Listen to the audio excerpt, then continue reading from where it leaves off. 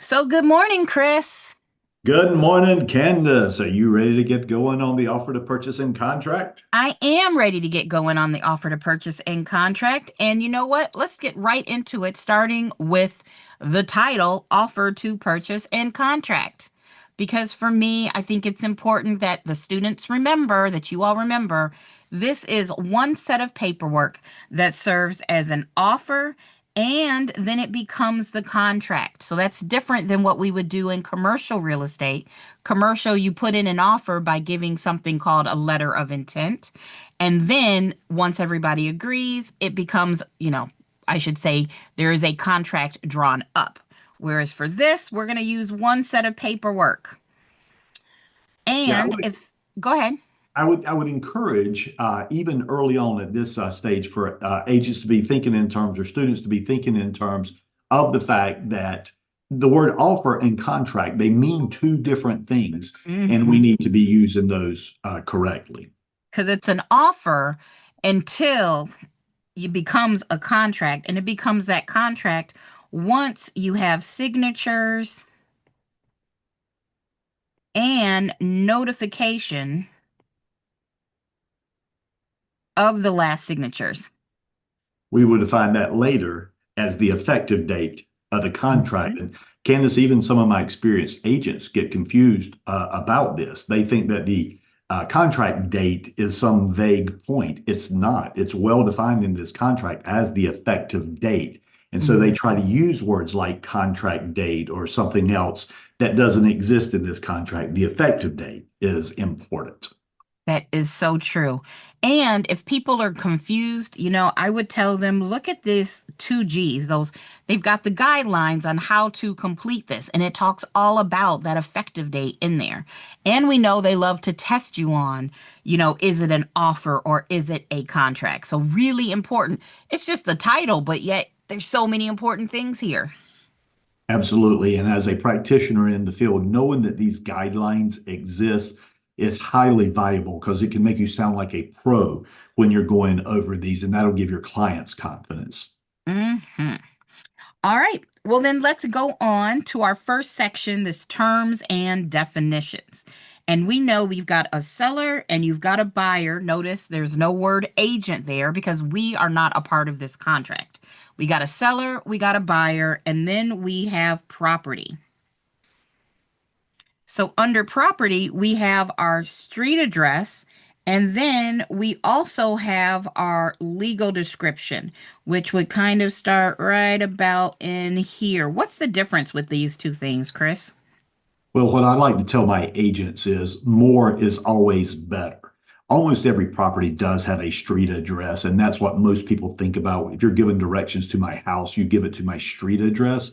But there's also going to be the more legal descriptions that are going to help narrow it down to one property. And I know that this sounds strange when you hear it rhetorically, but there have been cases when someone describes something by its street address and it may include multiple lots or something to that effect.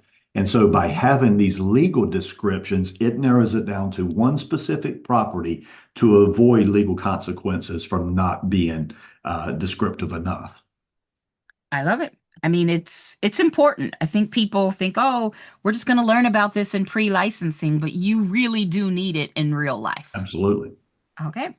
So we got some little check boxes coming next. It says the property either will or will not include a manufactured or mobile home, because we know that manufactured or mobile home is going to be considered personal property until you take the necessary steps to make it real property.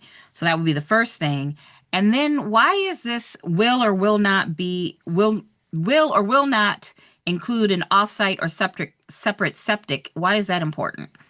Well, one of the things that happens is occasionally, and this is occasionally, but what the attorneys are doing here is they're just trying to get your antenna up so that you can look into this if necessary. So what they're saying is occasionally you'll end up with a property where the septic system doesn't necessarily sit on the lot. Maybe it was old family property and it was separated and it's three lots served by one septic system. I don't know. It's a possibility. But when you get into condominium complexes and you look at some of the ones that come a little bit farther down and you look at like a boat slip or a garage or a parking space, it is very common that they may have a space that is not part of the what you think of as your property on that. So what we're doing is we're giving you an alert here to address that. Hey, if it doesn't come up, it doesn't come up. But if it does come up, we can now deal with it so that the parties are aware of what they're investing in. Mm, it's important. And then you got this section for additional parcels because there could be some additional pieces of property that are coming, real property. Yeah, just last week in the bulletin for the real estate commission, an agent was disciplined because what she thought was a .8 acre lot was in fact a quarter acre lot, a .25 acre lot that had a piece of land adjacent to it. If she had simply gone through the process of identifying all the parcels, she would have in fact known and avoided a disciplinary action by the real estate commission by that. So again, just be careful. It's about checking things out and validating that what you're selling is actually what the parties want to buy and sell. It's so important. Oh, and look, this next section said exactly what you did. There could be something that's different between the mailing address and the actual legal address. And we got to be careful because schools can change because of that. Taxes can change, all of those things. Absolutely. Where your services come from could matter. I had a case recently where someone was not in the city limits, but in the ETJ, and there's a question about how they were going to be served by the police station or whether they're going to be served by the sheriff's department. As it turns out, they're going to be served by the sheriff's department, which was 18 minutes away, as opposed to the police department, which was 6 minutes away. And Hmm. this was something that they were highly interested in. Well, you said something. You said an ETJ. What does that stand for? Well, it stands for extraterritorial jurisdiction. It's typically an area outside of the city limits where that shows you where future growth is going to be, but it's not yet in the city limits. And there could be some tricks there as to who does handle the services within that area. Love it. Okay, let's go on to section D, the purchase price, which arguably is one of the most important parts of this contract because this is where the buyer is going to say, hey, seller, here's what I want to pay you for this property. Maybe it matches the listing price, maybe it doesn't, but this is what I want to give you for this property. Yeah, simple and straightforward there. It's in US dollars in our particular contract. I know that there are some creative ways to buy properties today, but this is predicated on US dollars. Love it. And then we got these other things. We've got this due diligence fee. You've got initial earnest money deposit, additional earnest money deposit. Can you tell me a little bit about that? Well, I tell you, this year in our update class, I actually had a section where I went over the contract with the agents. And the point I was trying to make to them is they don't understand this contract quite as well as they believe that they do, and probably that they should. And so a little bit later, we're going to describe what due diligence means. But right now, what we're asking for is how much the buyer is putting up in a due diligence fee, if any.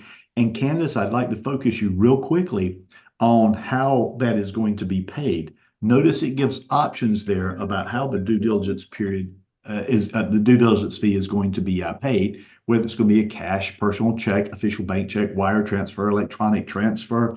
And so this is a conversation you need to have with your clients. And if you're a new agent, you probably need to have a conversation with your experienced colleagues as well. Because the most common question I get is, well, how much should the due diligence be? Well, I can be honest with you. It depends. If there's 18 people making offers on that house, it probably needs to be really high. If nobody's made an offer on this house in 120 days, it probably is going to be relatively low because the due diligence fee is going to be a fee that the buyer may walk away from if they're not content with their diligence on the property. Hmm. So I think to sum all that up, this is something that is negotiated. Correct. It's something that's negotiated between the buyer and the seller. And so we don't know. It could be high, it could be low, it could be zero. But let's say we had a purchase price of $450,000. That buyer is going to say, "Hey seller, I will offer you this 450 and I'm going to give you, I don't know, $2,000 in due diligence." or it could have been $200, or it could have been $20,000. We don't know. There's no set due diligence amount. It's whatever the buyer and seller agree to. And that's going to depend on the situation. And a key point that Candace just made is this is between the buyer and the seller. The buyer writes this check to the seller. And you see in the wording there that it becomes the seller's money on the effective date of this contract. So you're starting to see that important language leak in already, and we're just on the first page. Yep, that seller should have it by the time they tell the buyer, hey, I signed, I liked your offer, or if we have counter offers or whatever. So that word effective date, really important. So then what's the difference between due diligence fee and initial earnest money deposit? And then we got an additional earnest money deposit. Like that just seems weird. Well, it does. And part of it is strategy, but part of it is important as well. So right now, what this buyer is saying is by putting up this $2,000 in due diligence, they are paying that seller for taking the property off of the market so that they can do their diligence. If the buyer decides to buy that property, that $2,000 goes towards the purchase price. Everything is great. But then there's the question of what happens when the due diligence period is over. In my wording, this is not in the contract, but in my wording, the earnest money would go hard. And what I mean by that is the earnest money is basically good faith money. Okay. And so the buyer is putting that up, but they're not giving it to the seller. The earnest money is going to go to an escrow agent. You see that in capital letters in that section there. So it's typically going to be an attorney or a real estate office with a trust account that's holding this. And again, it's going to be credited to the buyer if he closes. But what it does, Candace, is it holds the buyer honest after the due diligence period. Because think about this, if the due diligence period expires and there's no earnest money, then the buyer could just drag his toes and all he would have ever lost was the due diligence fee. So the earnest money is an additional amount of money. Now, typically, the initial earnest money is given at the time that the contract is formed or within 5 days, I believe it says. Okay. And they'll tell you there again, you can check a box to say how you want to pay it. The additional earnest money deposit, if you wanted to put the money up at a later time than that, or if you had some strategy that says, you know what, I'm not going to give you any earnest money until the due diligence expires because it technically doesn't go hard until that time afterwards. We're talking about strategies now. I would encourage you at the office level to have conversations with your colleagues about this. I'll tell you this, if you were buying my house, I would want due diligence money and I would want initial earnest money up front because what I'm trying to find out is the sincerity and the motivation of the buyer. Does that make sense? It does. It's all about strategy. And we know for pre-licensing students, we don't care about strategy. For post-licensing, and if you are already an agent, that strategy is really important. Understanding how people can, I don't want to say manipulate, but how you use this contract to help your clients get what they're looking for. Right. Yeah. Now, I would say one thing we want to talk about is this term, time being of the essence. It's the Yes, first thank you. time we've seen it, and we know that means it's a drop dead, non negotiable date. If you decided to give additional earnest money, and it's got to be time being of the essence. If you miss the date, you're in breach. Here's another reason I don't really encourage my agents to use the additional earnest money. I'll support them if they want to do that as a strategy. But did you notice there that on the additional earnest money, a check is not an acceptable form of payment? A personal check Hmm. is not an acceptable form of payment because oftentimes this additional earnest money comes late in the game. And so they're like, don't give me a check. I want to make sure that we've got funds that we can verify. But because agents don't know the contract well enough, sometimes they will mess up and they would give a just a regular check in these cases. And that's not really part of what the contract says. Yeah, it can be confusing, but it's something you want to talk to your broker in charge about. Like, how do I do this? What's the best way to do this once you get out in the field? And then once you become a little experienced, it'll make more sense. But as a review, we know that this $2,000 for this due diligence fee would go directly to the seller. And your earnest monies, both of these earnest monies right here, they're going to go to the escrow agent, our good faith monies. And if the buyer backs out during due diligence, they would lose their due diligence money, but get their earnest monies back. But if a buyer were to back out after due diligence, they would lose their due diligence and their earnest monies. And of course, if you buy the house as the buyer, you get these monies back. They're going to go towards your closing. So Yeah, for let's those of you just go Yeah, ahead. for those of you that are listening as pre-licensing students on that, there's no way you're not going to be tested on exactly what Candace just said, and you'll get this in the form of a video. So if you have to rewind that 2 minutes and listen to it closely again, but understanding what happens to the due diligence money, what happens to the earnest money, what happens when that date passes, you're just clearly going to get tested on that. I think it's worth saying again. If a buyer backs out during the due diligence period, they will lose their due diligence monies, but they will get back any earnest monies.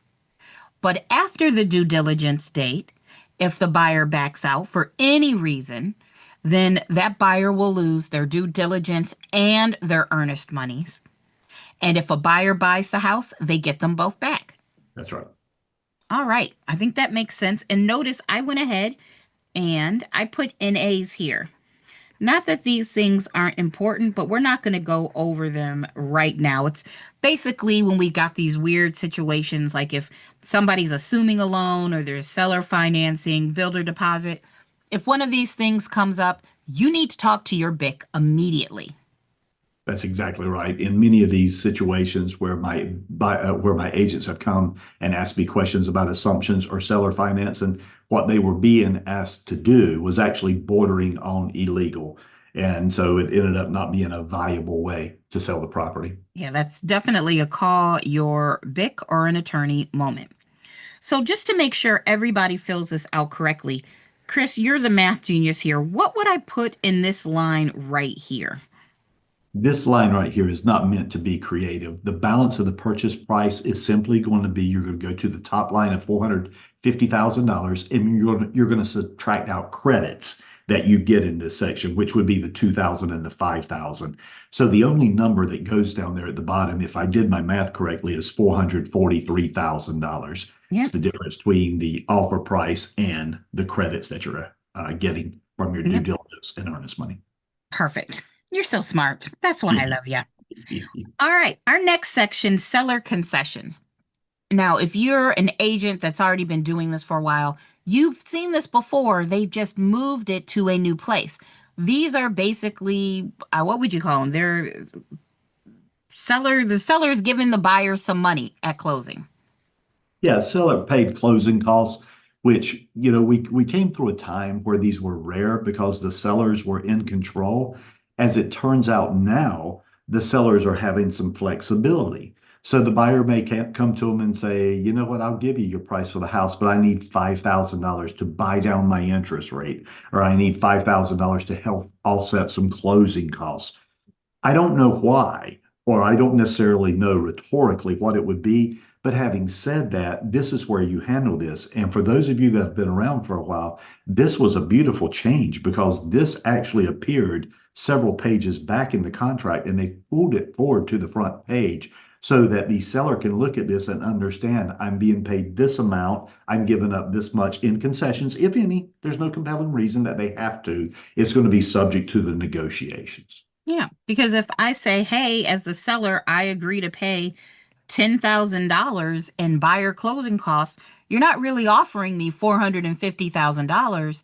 This is going to feel more like 440 when I look at all the numbers.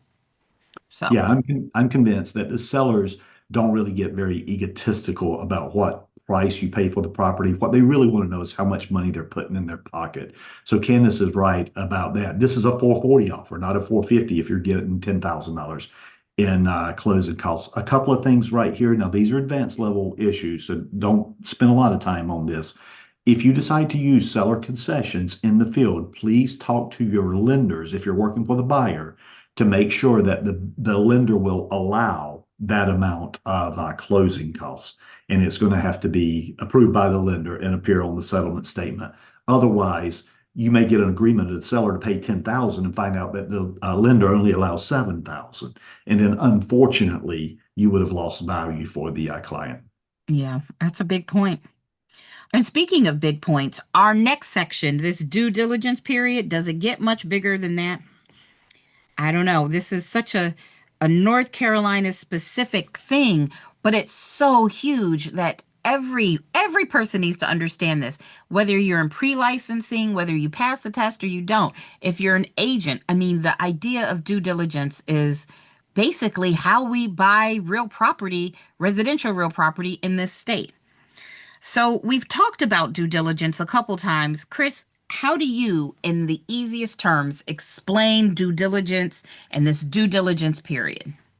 Okay. The way I explain due diligence, and it'll come up here again as an explanation, it's the buyer's right to do investigations on the property. Okay. Your home inspections, your pest inspections, radon, et cetera, et cetera. And if you find some time, if some things that you don't like, it gives the buyer the right to walk away. And the only thing they have at risk is the due diligence money. Okay. So that's the concept is you're just buying some time to do your investigations. Now, having said that, this due diligence period, Candace, there was a change that occurred a couple of years ago, and this is actually a very important change. For those of you who've never seen it before, it might not resonate with you, but it's a big deal. Notice that there are two boxes on the due diligence period. Attorneys would always love for you to put a date in a box when required. So, in other words, in this particular case, we may say the due diligence period ends July 15th. Okay. So, if you put that specific date on there, notice again, it's a time is of the essence date. Well, here's the problem. A lot of agents said because the due diligence periods are relatively short, they're usually like 10 to 14 days. A lot of times agents will say, well, if we're negotiating, I'm eating up my due diligence time if I put July 15th in there. What I really want is 14 days from the some date. Well, this is where agents were messing up because they were making up words. They would say things like 14 days from the date of contract or from the Hmm. contract date. That word is not defined in the contract. So what the attorneys did is they came back and they put that second box there where if you have to, you could put 14 days after the effective date. And you see the word effective date is capitalized, and that makes it what's known as a defined term. It's always going to mean exactly the same thing. And notice that let's say I said 14 days from the effective date. Anytime that you're counting dates in a contract, if we go under contract today, the effective date, tomorrow is day one. The next day would be day two. And it's calendar days in this particular case. So Saturday and Sunday are going to be days 3 and 4, if my math is right Yep. on that. So here's my point. It's not vague. This is a particular point in time. And as Candace mentioned a little bit earlier, because it's time is of the essence, if you don't exercise your rights within that time period, you're going to lose your rights. Exactly. And I mean, you can try to negotiate it, but once you use the words time is of the essence, then it's a date, it's set, and there's really no getting around it. Right? Okay. So our next words I think are really important too. We talked about effective date and due diligence, but then you have these words settlement date. And the settlement date, I'd like to say it's important to compare it versus the closing date. In this section, we're defining a settlement date. This is a date that the people get together, both the buyer, the seller, the attorney, the agents, and we have our settlement meeting. We're coming together so that we can have the attorney exchange monies and exchange the deeds and all of that. But Chris, how is that different from the closing? I'm going to work backwards, and closing date's going to come up on the next page. Technically, closing date doesn't come up. The word closing Closing actually does. comes Yeah, up. we'll do Yeah, that. Boop, yeah. boop, boop. So what I do is I keep it simple because I'm a simple-minded person. Closing is date and time of recordation of deed. All right. Now, the settlement date is when everybody's getting together, they're going over the paperwork, they're patting each other on the back, but the buyer doesn't own the house until it's been recorded in the buyer's name. So think about all the repercussions of that. The settlement date, everybody's happy. I mean, you're getting work done, but the buyer's not going to get their key that date or at that time, I should say, because they don't own the house yet. The seller Hmm. doesn't have their funds yet because the bank hasn't funded the loan yet because currently it's still recorded in their name. So the seller's not entitled to the buyer's money while it's still recorded in their name. So the closing typically happens very soon after the settlement date. Okay, most likely it's the same day. I always like to close in the mornings, Candace, because if I close in the mornings, what I can do is I can take my clients and we can go have lunch and we can swing back by the attorney's office. And at that point, they typically have it recorded and we can get our keys and the seller can get their check and the agents can get their check, most likely as well. Closing, think recordation. Okay, Mhm. that's my tip. So settlement, people are getting together, it's a party, but it's not official until closing when that deed records. That's right. All right. Well, ooh, look, our next section is this earnest money deposit section. Now, we explained what earnest money deposit was earlier. These are those good faith monies that you talked about. But is there anything that we need to point out in here? Nothing major in this particular case. One of the things they do in this paragraph is they describe initial earnest money and additional earnest money as being the earnest money. So in this paragraph, they're not different. It's all the same. And there is a dispute proceeding. Now, for those of you who are watching this video who have been in the field, you may notice that this paragraph looks a little bit different. You may notice that this contract looks a little bit different. It's now 14 pages instead of 17 pages. And the reason that they cut out several pages is there used to be warning boxes, which would say, here's what happens in the event of a dispute regarding earnest monies. Today, they have just taken and incorporated that within the body of this paragraph. So the dispute proceeding really hasn't changed radically. It's just no longer incorporated in a warning box. Yeah, and it basically says, hey, if the buyer and seller disagree about what should happen to the earnest money, well, then it has to stay. That money has to stay in that escrow or trust account until they either come to a written agreement or if the agent wants to, they can follow the laws and they can send it over to the clerk of courts. Again, this is totally a get your broker in charge on the phone, call an attorney moment. But it is good to remind the buyer and seller, look, if buyer, you walk away, this contract may say you get your earnest monies back.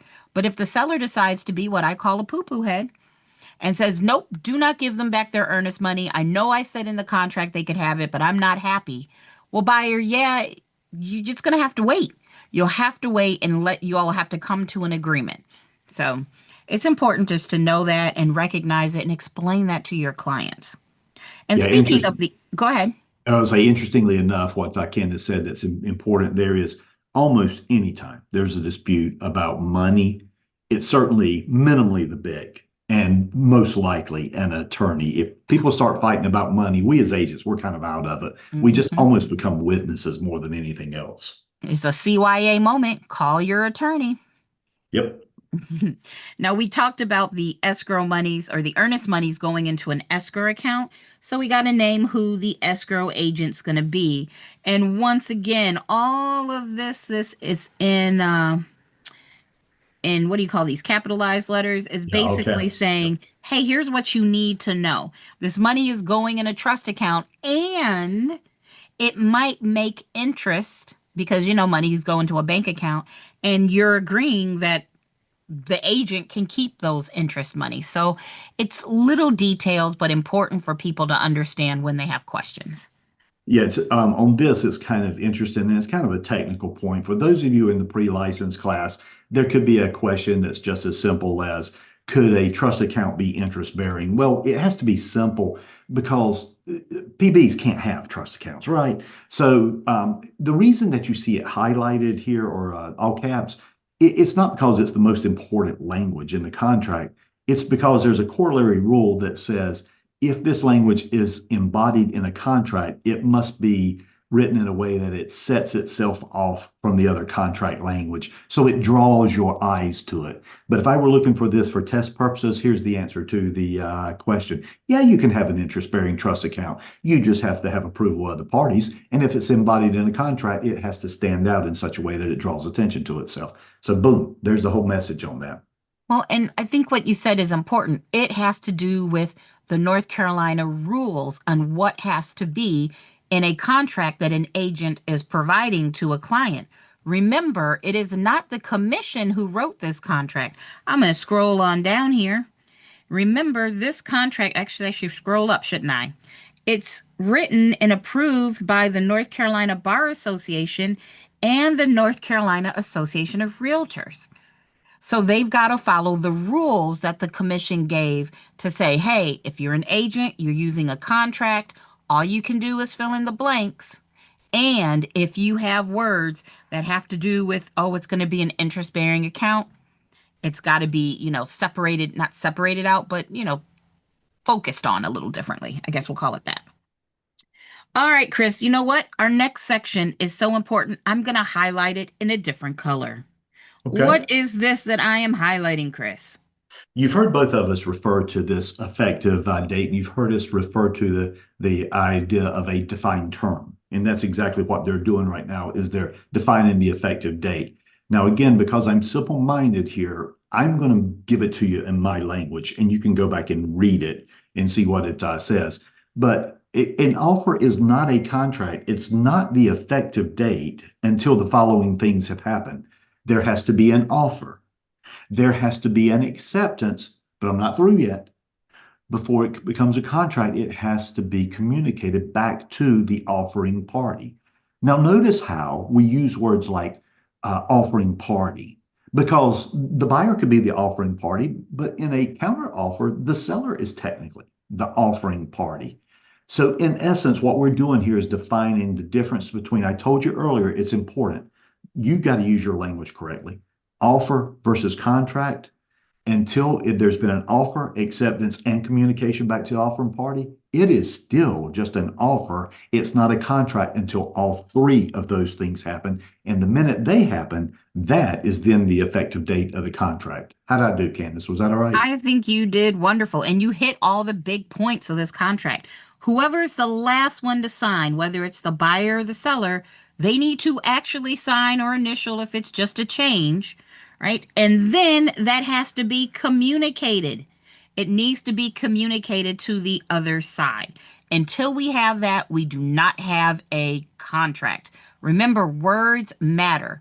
Is it an offer or is it a contract?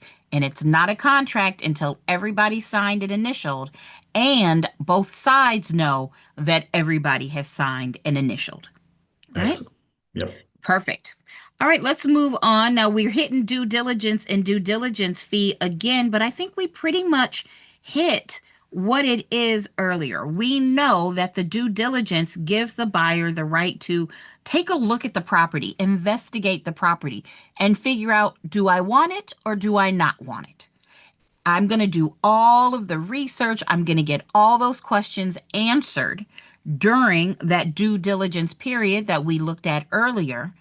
And by the end of that time, being of the essence due diligence date, I need to make a decision. Am I going to buy the house or am I not going to buy the house? If I don't buy the house, I can walk away before that time being of the essence date. I would lose my due diligence money, but get my earnest money back. But if I decide to buy the house and move forward after that due diligence date, if I were to walk away, I would lose due diligence and earnest monies. If you're wondering why that sounds redundant, what the attorneys were trying to do in this contract is they were trying to drag the numbers to the first page. So you're like, didn't we already talk about due diligence fee? Yeah, it's on the first page. And then as you go down to the next two paragraphs and you see settlement and closing, and we talked about the settlement date and how that relates to closing. So it's kind of like they wanted to put the numbers up front so you could really concentrate on those. And then these paragraphs are coming back and explaining exactly what we discussed a little bit earlier. So that's why it sounds redundant in this section. You know what it kind of reminds me of when we talk about Truth in Lending Act and we know if there's trigger terms and the advertisement, the lender has to go in and give all the details. This reminds me of those details. It's Yeah. the details of, okay, yeah, I kind of know what due diligence period is, but give me some more information. And I Yeah. really, really want to point out that it says, if any, it says for this due diligence fee, it's a negotiated amount. We said that, negotiated between the buyer and the seller. If any, it could be zero. and it's paid by the buyer directly to the seller so that the buyer has the right to terminate this contract for any reason or no reason whatsoever during the due diligence period. And I think that is really important. A buyer can walk away for any reason or no reason. A buyer could be like, I had a bad dream last night. I don't think I want to buy this house. And they can walk away during that due diligence period and they would get their earnest monies back and then lose their due diligence monies. But if they have that dream after the due diligence period, they would lose both their due diligence and earnest monies. Yeah, here's why it's so important to explain that to your sellers, though, because if a buyer is going to walk away, from the seller standpoint, they're going to be mad that the buyer walked away. And it's your job to remind them, well, that's what the due diligence was for. They bought that particular time. And so, as agents, we need to help sellers understand the significance of negotiating the due diligence. If it's $5 and the buyer walks away, the seller's going to be ticked that they didn't get more due diligence Mhm. money. I've seen buyers walk away from $25,000 before, and I Oof. had to remind the seller, I'm like, dude, you just got $25,000 basically for 10 days of doing nothing except having your house off the market. And so, depending on the transaction, this could be very important, but it's hugely important that the seller understands the repercussion of that fee. So important. All right. I think we've killed the due diligence idea, but you know what? I don't think there's any. This is a dead horse that needs to be beat. It really, it needs to be just beaten because a lot of people, even agents that are already practicing, don't really understand the details of how this works. So if you have questions, make sure you ask your BIC, make sure you ask your teacher, but you gotta understand it because 99% of the time when people are buying residential property, unless it's new construction, they would have their own contract. Most of the time, people are going to be dealing with this due diligence. They won't know how it works. So it's so important for the agent to understand it all.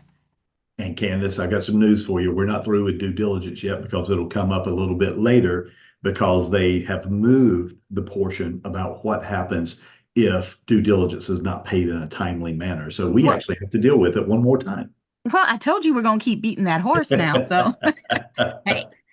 All right, we've got some more definitions here. We've got settlement and we've got closing, which we talked about. Settlement is where, the closing attorney gets all the documents, and then closing is the completion of the legal process, which means you've had the settlement meeting. There was a new title update just to make sure nothing had changed, make sure no new mechanics liens or anything had happened. Then the closing attorney has to get permission to give the monies to whoever they belong to. And then finally, recordation of the deed and everything else, which sounds like a lot, but it goes so quickly. We have that meeting. The attorney gets together with the buyer and the seller says, hey, do you have a deed? Hey, do you have the money? Hey, do you have all the paperwork I need? Great. Now that I've collected all of this at the settlement meeting, I, the attorney, can go record the deed after I do a title update. And then once I record, you know what, buyer, the house is yours after that recordation of the deed. And agents set expectations for your clients. They mentioned Chapter 45A of the North Carolina General Statutes.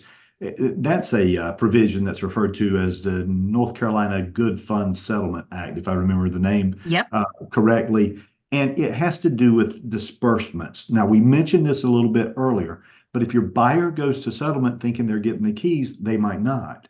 If the seller goes to settlement thinking they're going to get a check, they're almost certainly not. And if you, as the agents, go thinking you're going to get a check, you're almost certainly not either, because the Good Funds Settlement Act literally tells the attorneys not to disperse until the closing, that is, recording, has taken place.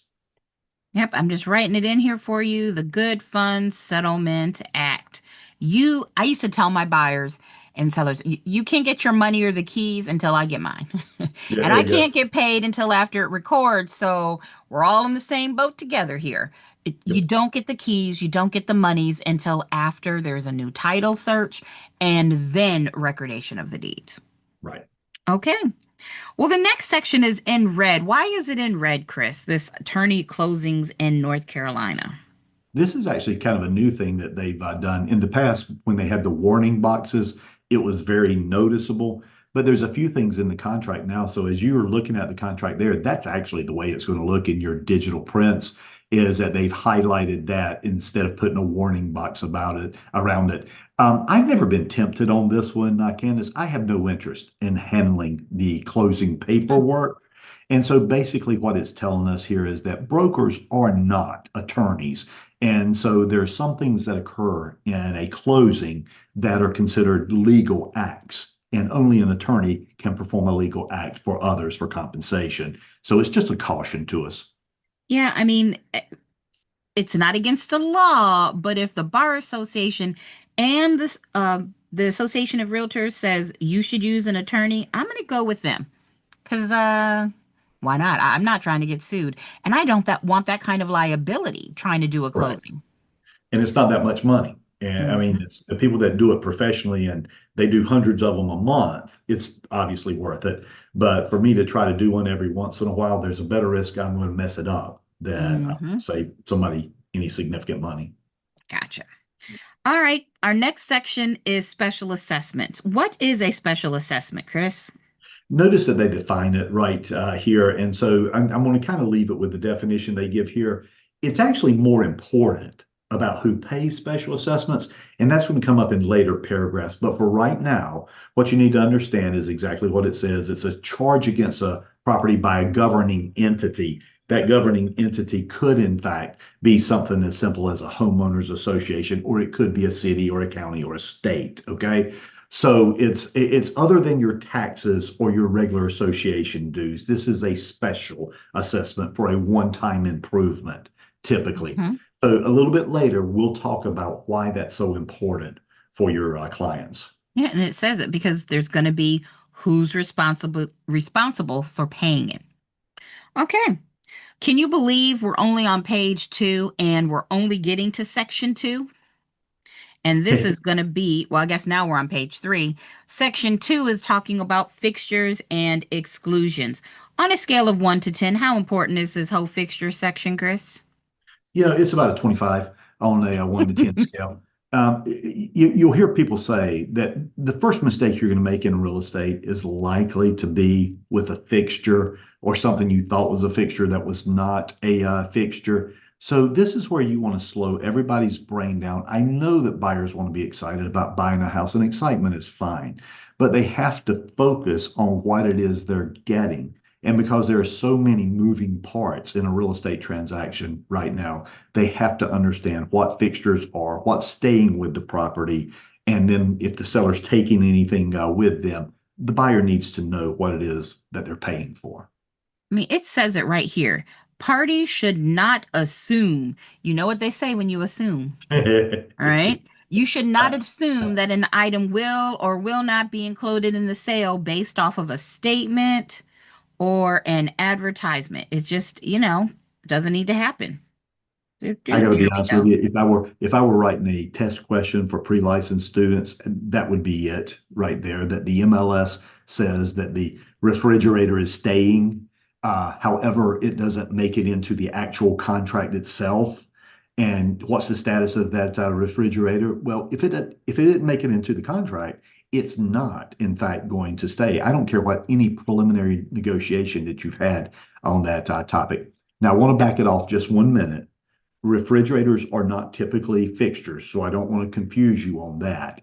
But occasionally you'll see in the MLS where the seller will say, I'll give that to you if you buy the other stuff. What Oh, you just talked about was the parole evidence rule. If it's not yeah. in writing in the contract, it doesn't count. It doesn't count. So we know a fixture is a piece of personal property that's been permanently attached to the real property, and now it's going to transfer with the real property. So the contract says, look, if it's an existing fixture, if it's already here and it's an existing fixture, then it is, excuse me, it is staying. Right? It's included as a part of the purchase price free of liens unless excluded down below. Now, having said that, there are a number of items that this contract says, you know what? These things may not traditionally be a fixture, But we're agreeing in writing that we're going to treat them as a fixture. Seller, you need to leave them. Buyer, you should expect it. So this section is saying the fixtures are staying, plus the items in section B are staying as well if they already exist. And notice it also says it includes the traditional and smart versions. So, Chris, we're not going to go through and read all of these, but are there any specified items that we should probably pay good attention to? You, you should just read it, to be quite honest with you. Not for memorization, but for familiarization on this. And keeping in mind that we live in a, much more technical world, you would be surprised, Candace, how much this conversation about smart versions of appliances Mhm. are and pairing and unpairing those. And I recently was talking to an attorney who closed on a house. He recently purchased a house, and as we were talking about it, he's like, I can't get my Nest thermostat to work. I can't get my whatever those Ring doorbells or something like. I can't get them to work. I don't even know if the seller has basically unconnected themselves from those items. Well, the contract said that they should, and Mhm. this guy's an attorney. But what he's telling me is he has no technical expertise in this stuff, so he gets what the contract says, but he didn't make sure it was taken care of. If I were to do that for my client, and my client was having those troubles, I would almost feel negligent by not giving better advice than that. Yeah. And you mentioned it, doorbells, that's important. You could have cameras, anything, any of your alarm and security systems, all of those you need to make sure, I mean, for all of the lists, but make sure that everything gets switched over to the new buyer's name. Now, I do want to point out that all stoves, ranges, and ovens are going to stay with the property. We're going to treat those like fixtures, and of course, our built-in appliances as well. Right. I also think it's important to, because I think it's funny, ceiling and wall attached fans, light fixtures, including the existing bulbs. And I say that because of what you mentioned. For me, I have those Philips Hue light bulbs. Those bad boys are like $50, $60 a piece. You want me to leave them? Yeah. Yes, I do. If they're in there when the buyer saw it, then they need to stay. It's a small thing, but it's a great reminder on why it's so important for us as agents to know what this contract says so that we can give our sellers and our buyers when necessary a heads up. But um, anything one of else my on this list? It shouldn't be, but one of my agents is in a fight right now about bathroom mirrors. Her bought Ah, the house assuming they were going to get the bathroom mirrors. Why? Because it says so over there on the right hand side, about four bullet points down. And the seller, the listing agent, is trying to make an argument. Well, the bathroom mirrors are not fixtures. I'm like, well, it clearly says that they are. all So of them, whether they're attached or not. correct. So it shouldn't be a dispute, but in this case, it will be. I know in the past I like to test about, landscaping and outdoor trees and plants unless they're movable containers. And I know that they like to ask about the blinds and shades and the curtain and drapery rods and brackets. Those all stay. But I think what you said earlier, being familiar, reading this over enough times to be familiar, not so that you can read it off, but like off the top of your head, but you can be like, oh, wait, nope. Pretty sure the contract said that's going to be considered a fixture. That's how you want to be for the test and in real life. Yeah, Candace brings up a good point there. On the test, they're not going to go gray on you. I mean, it has to be black or white. So if you're familiar with this, you're actually going to be in pretty good shape. In real life, you have the luxury of walking through the house, so you can kind Mhm. of start looking at it and asking yourself, is this a fixture or not? Should I ask questions? Should we just have an adult conversation about it to make sure that we don't make a mistake? Yep. All right. You brought this up earlier about making sure that we unpair from our devices, and then I mentioned it.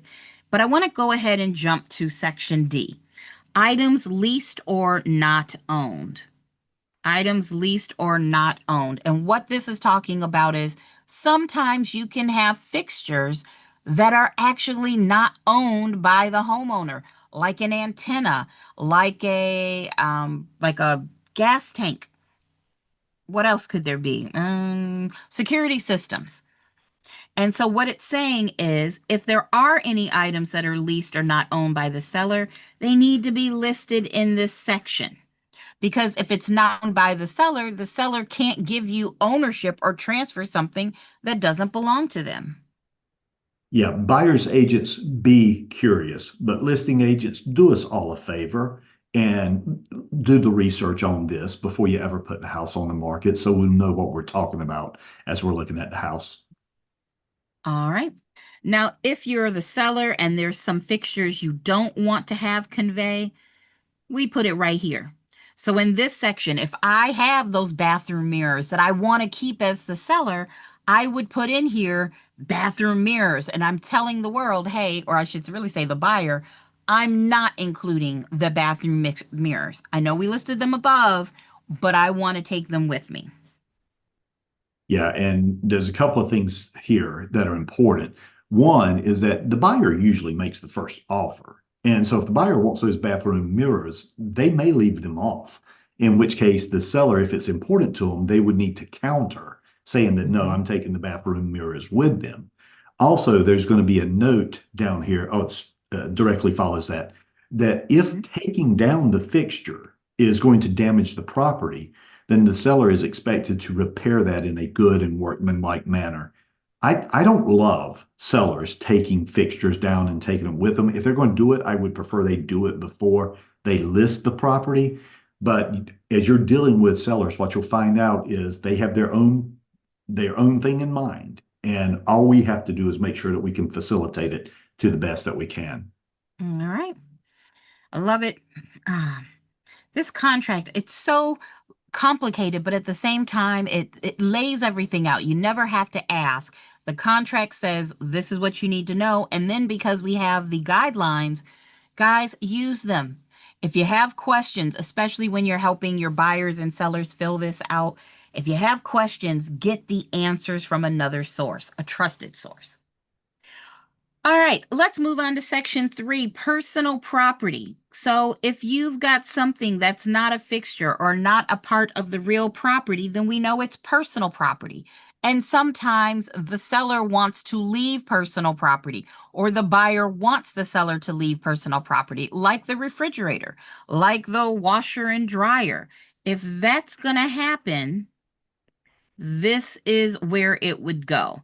So what do you want to add to that, Chris? Well, in the field, it's a little bit complicated. Yeah, first of all, everything that Candace said is correct on that. With personal property, if you want it, you have to ask for it. I don't care if the MLS said it was going or not. We talked about that earlier as the parole evidence rule. Just a note for in the field, if you are asking for a lot of personal property, the lender might look at that as a bad sign.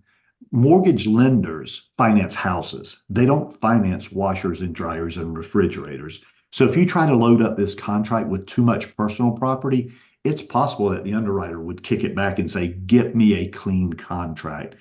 If you're Mhm. just asking for the refrigerator, it's probably okay, to be honest with you. But we have a form called the bill of sale. Last year, they created a bill of sale form that agents could use in the event that the buyer is buying a lot of personal property. And it allows you to take it out of the contract and put it into a true bill of sale, which is where personal property should be handled. Exactly. All right, Chris, it's time for that dead horse again. We've got to talk about this buyer's due diligence process. Now, this, even though we've defined it, this section is going through and kind of spelling out and giving the buyer some ideas about what they should be looking at during this due diligence period. The buyer is strongly encouraged to conduct due diligence during the due diligence period. Doesn't mean they can't do inspections after the due diligence period. It just means if they find something out after the due diligence period and they walk away, of course, they'll lose their due diligence and their earnest money because a buyer wants to make sure if they want to walk away to lose as least amount of money as possible, it needs to be before that time being of the essence due diligence date. Yeah, a couple of things in here. Um, During the due diligence period, when the buyer is discovering, maybe defects, maybe things they were not aware of, They can always ask for more of a due diligence period, but notice that the seller is not obligated to grant an extension. This is what we agreed to. I'm going to hold you to it, blah, blah, blah. But it's negotiable up to a point. And Candace, I want to ask you this question because when we're going over these contracts, oftentimes we can spend an insane amount of time on sections, or we can spend a little bit of time. Would you like to cover this provision, the fast way or the slow way? Can we do the medium way? Okay. I will So, give you I'll give you a preface to the fast way, and okay. then we'll come back and we'll talk about some of this. In this paragraph right here, if I were a new agent and I were trying to figure out what my buyer should be doing during the due diligence period, it creates a checklist for you. There is nothing in this provision that the buyer and seller are agreeing to. But the attorneys thought by putting it in here that if you suggested an inspection of a certain type, the buyers might be more inclined to do it because they saw it in writing. So what you're going to see here is a long list of if you're being trained, you probably were already advising your buyer to do these things, but the contract is trying to support you from that standpoint. Candace, take Ah, it from all right. Well, let's get started. So, if I'm the buyer, and let's say you're the seller, then I, as the buyer, need to make sure that I can get a loan. Because it says in here, there is no loan or appraisal contingency in this contract. I, as the buyer, need to make sure that the house appraises and that I can get a loan during the due diligence period. Because if I find out that I don't like the appraisal amount or I can't get the loan after due diligence, then I'm going to lose my due diligence monies and my earnest monies. So very important to make sure that buyer has enough time to figure this out, which means as a buyer's agent, my agent should have talked to my lender to say, how long do you think it's going to take to figure this out? There is no contingency. There's no special, hey, if it doesn't appraise, if I can't get a loan, you don't have to, you don't get to keep my money. Mm-mm. Nope, that is a big part of their due diligence process, looking to see as a buyer, can I get this loan? Does this house appraise? All right, now you people take the next. Oh, go ahead, Chris. Well, as I say, people come from other states may not be familiar with that because it is common in other states for there to be contingencies in their contract. So if I'm Mm-hmm. taking the test in North Carolina and there's a question about North Carolina on the North Carolina side of the test, there are no contingencies in this offer to purchasing contract. We have due diligence instead. You just figure out what you Mm-hmm. want or don't want, and you do it during due diligence. If I'm answering this question on the national side of the test, then if they say that there is a contingency, other states might have them, but North Carolina does not. So for those of you who are using this contract, don't mislead people on here. Well, if you don't get your loan, we can probably get your money back. Wrong answer. If the Nope. house doesn't appraise, you can get your money back. Wrong answer. Okay. So you make sure that you understand what's going to happen in these cases. All right. Next section, the property investigation. This is where the contract is telling me, the buyer, hey, I need to conduct all the tests and surveys, appraisals, investigations, exams, inspections during this due diligence period. And here's some ideas of ones I can do, but it's not limiting to this. So I know that I need to do a home inspection.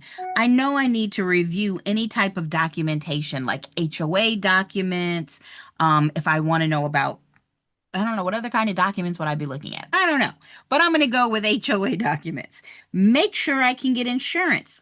Maybe I'll need flood insurance. And if I do, that might make this too expensive for me. Make sure that an insurance company is willing to insure the property, especially if you're on the coast.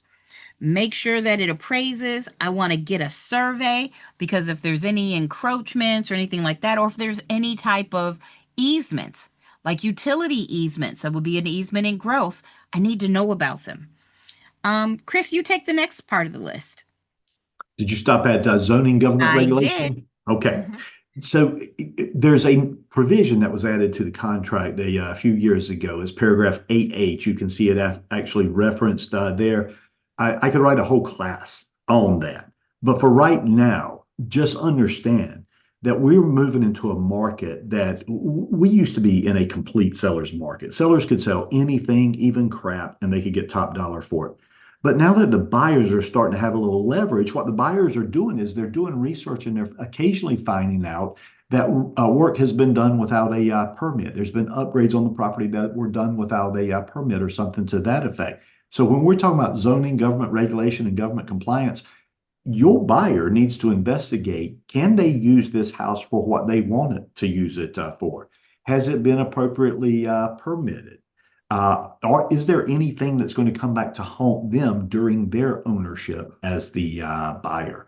As agents, you need to keep a close eye out for red flags that may indicate that there are violations of either law or rule or HOA for that matter. Yeah. We got the flood and wetland and water hazard, which I kind of mentioned under insurance. We know that every single agent, whether you're the buyer's agent or the seller's agent, should be pulling up that FEMA map to find out if we need anything there.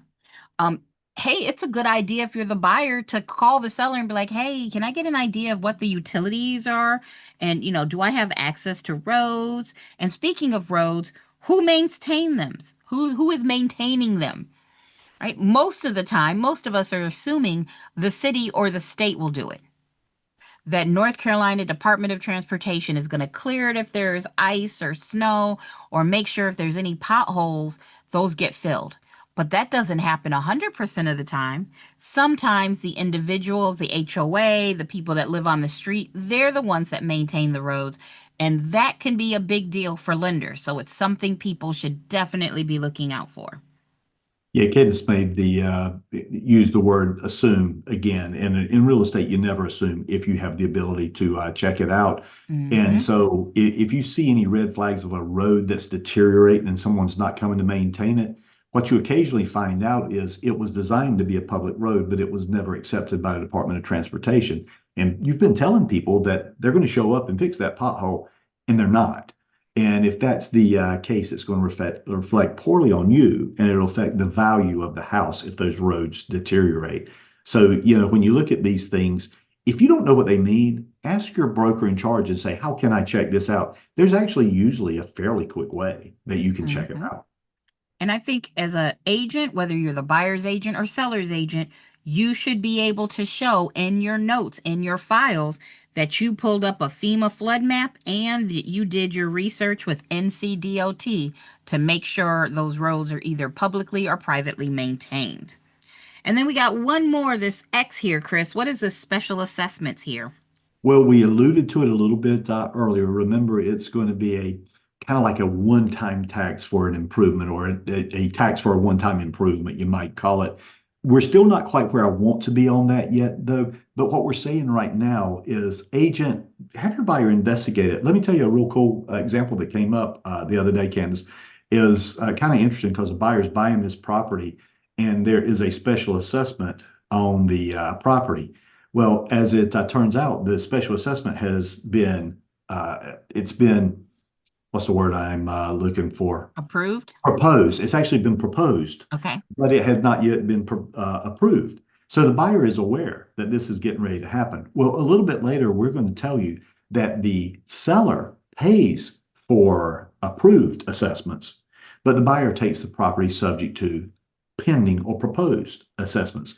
So in this case, the buyer thought that, yeah, I may end up having an assessment after I buy the property. And then the transaction was delayed. Would you believe that in the 3 days that the transaction was delayed, the assessment was approved? And according to the No. contract at that point, that $2,800 went to the seller. You'll see what Oh, I mean in just a little bit, but it's important to investigate these things so your clients know. gotcha. All right. Our next section talks about the sale or lease of existing property. Now, sometimes as a buyer, I need to sell the house I have now in order to be able to buy the house that I want. And as you mentioned earlier, Chris, there are no contingencies here. In this section, all I'm really doing is telling the buyer that if I need to sell another property, I don't have a contingency for it, and I need to let the seller know. and I should make sure that I can do everything during due diligence. Anything else that you want to add there, Chris? Now, it'll come up one more place in the contract as well, so we'll get a chance Hmm. to beat that around. But the clear thing is there is not a contingency. Now, one of the things that's happened contemporarily is we do have buyers that do have houses to sell. If they want to make this contract contingent, they're going to have to go get an attorney to draft Hmm. a form to do that because this contract is not contingent about it. Just because it mentions it doesn't make it contingent. You'll see that a little bit later. Cool. All right, our next section is talking about repairs and improvements, negotiations, and agreement. Now, we know, because we always say this in class, in North Carolina, properties are sold as is. The property is being sold in its current condition. But that doesn't mean the buyer can't ask the seller to do some improvements, to make some fixes, to do some repairs. But all of those things need to be negotiated and worked out and put into writing before the end of due diligence. And it even says it here, any agreement that the parties may reach with respect to repairs and improvements is a is an condition to this I can talk is an addition to this contract that must be in writing and signed by the parties in accordance with paragraph 19.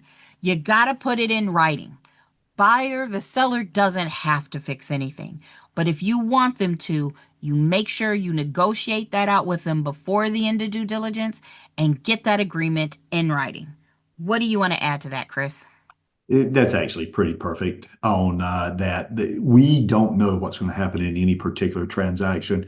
We have the forms. If you do negotiate better than its current condition, we have forms for this. We have a process for it. But don't mislead your clients into thinking they're going to get what they want just because they want it. That's not the way this contract is written. It's completely a negotiation. Exactly.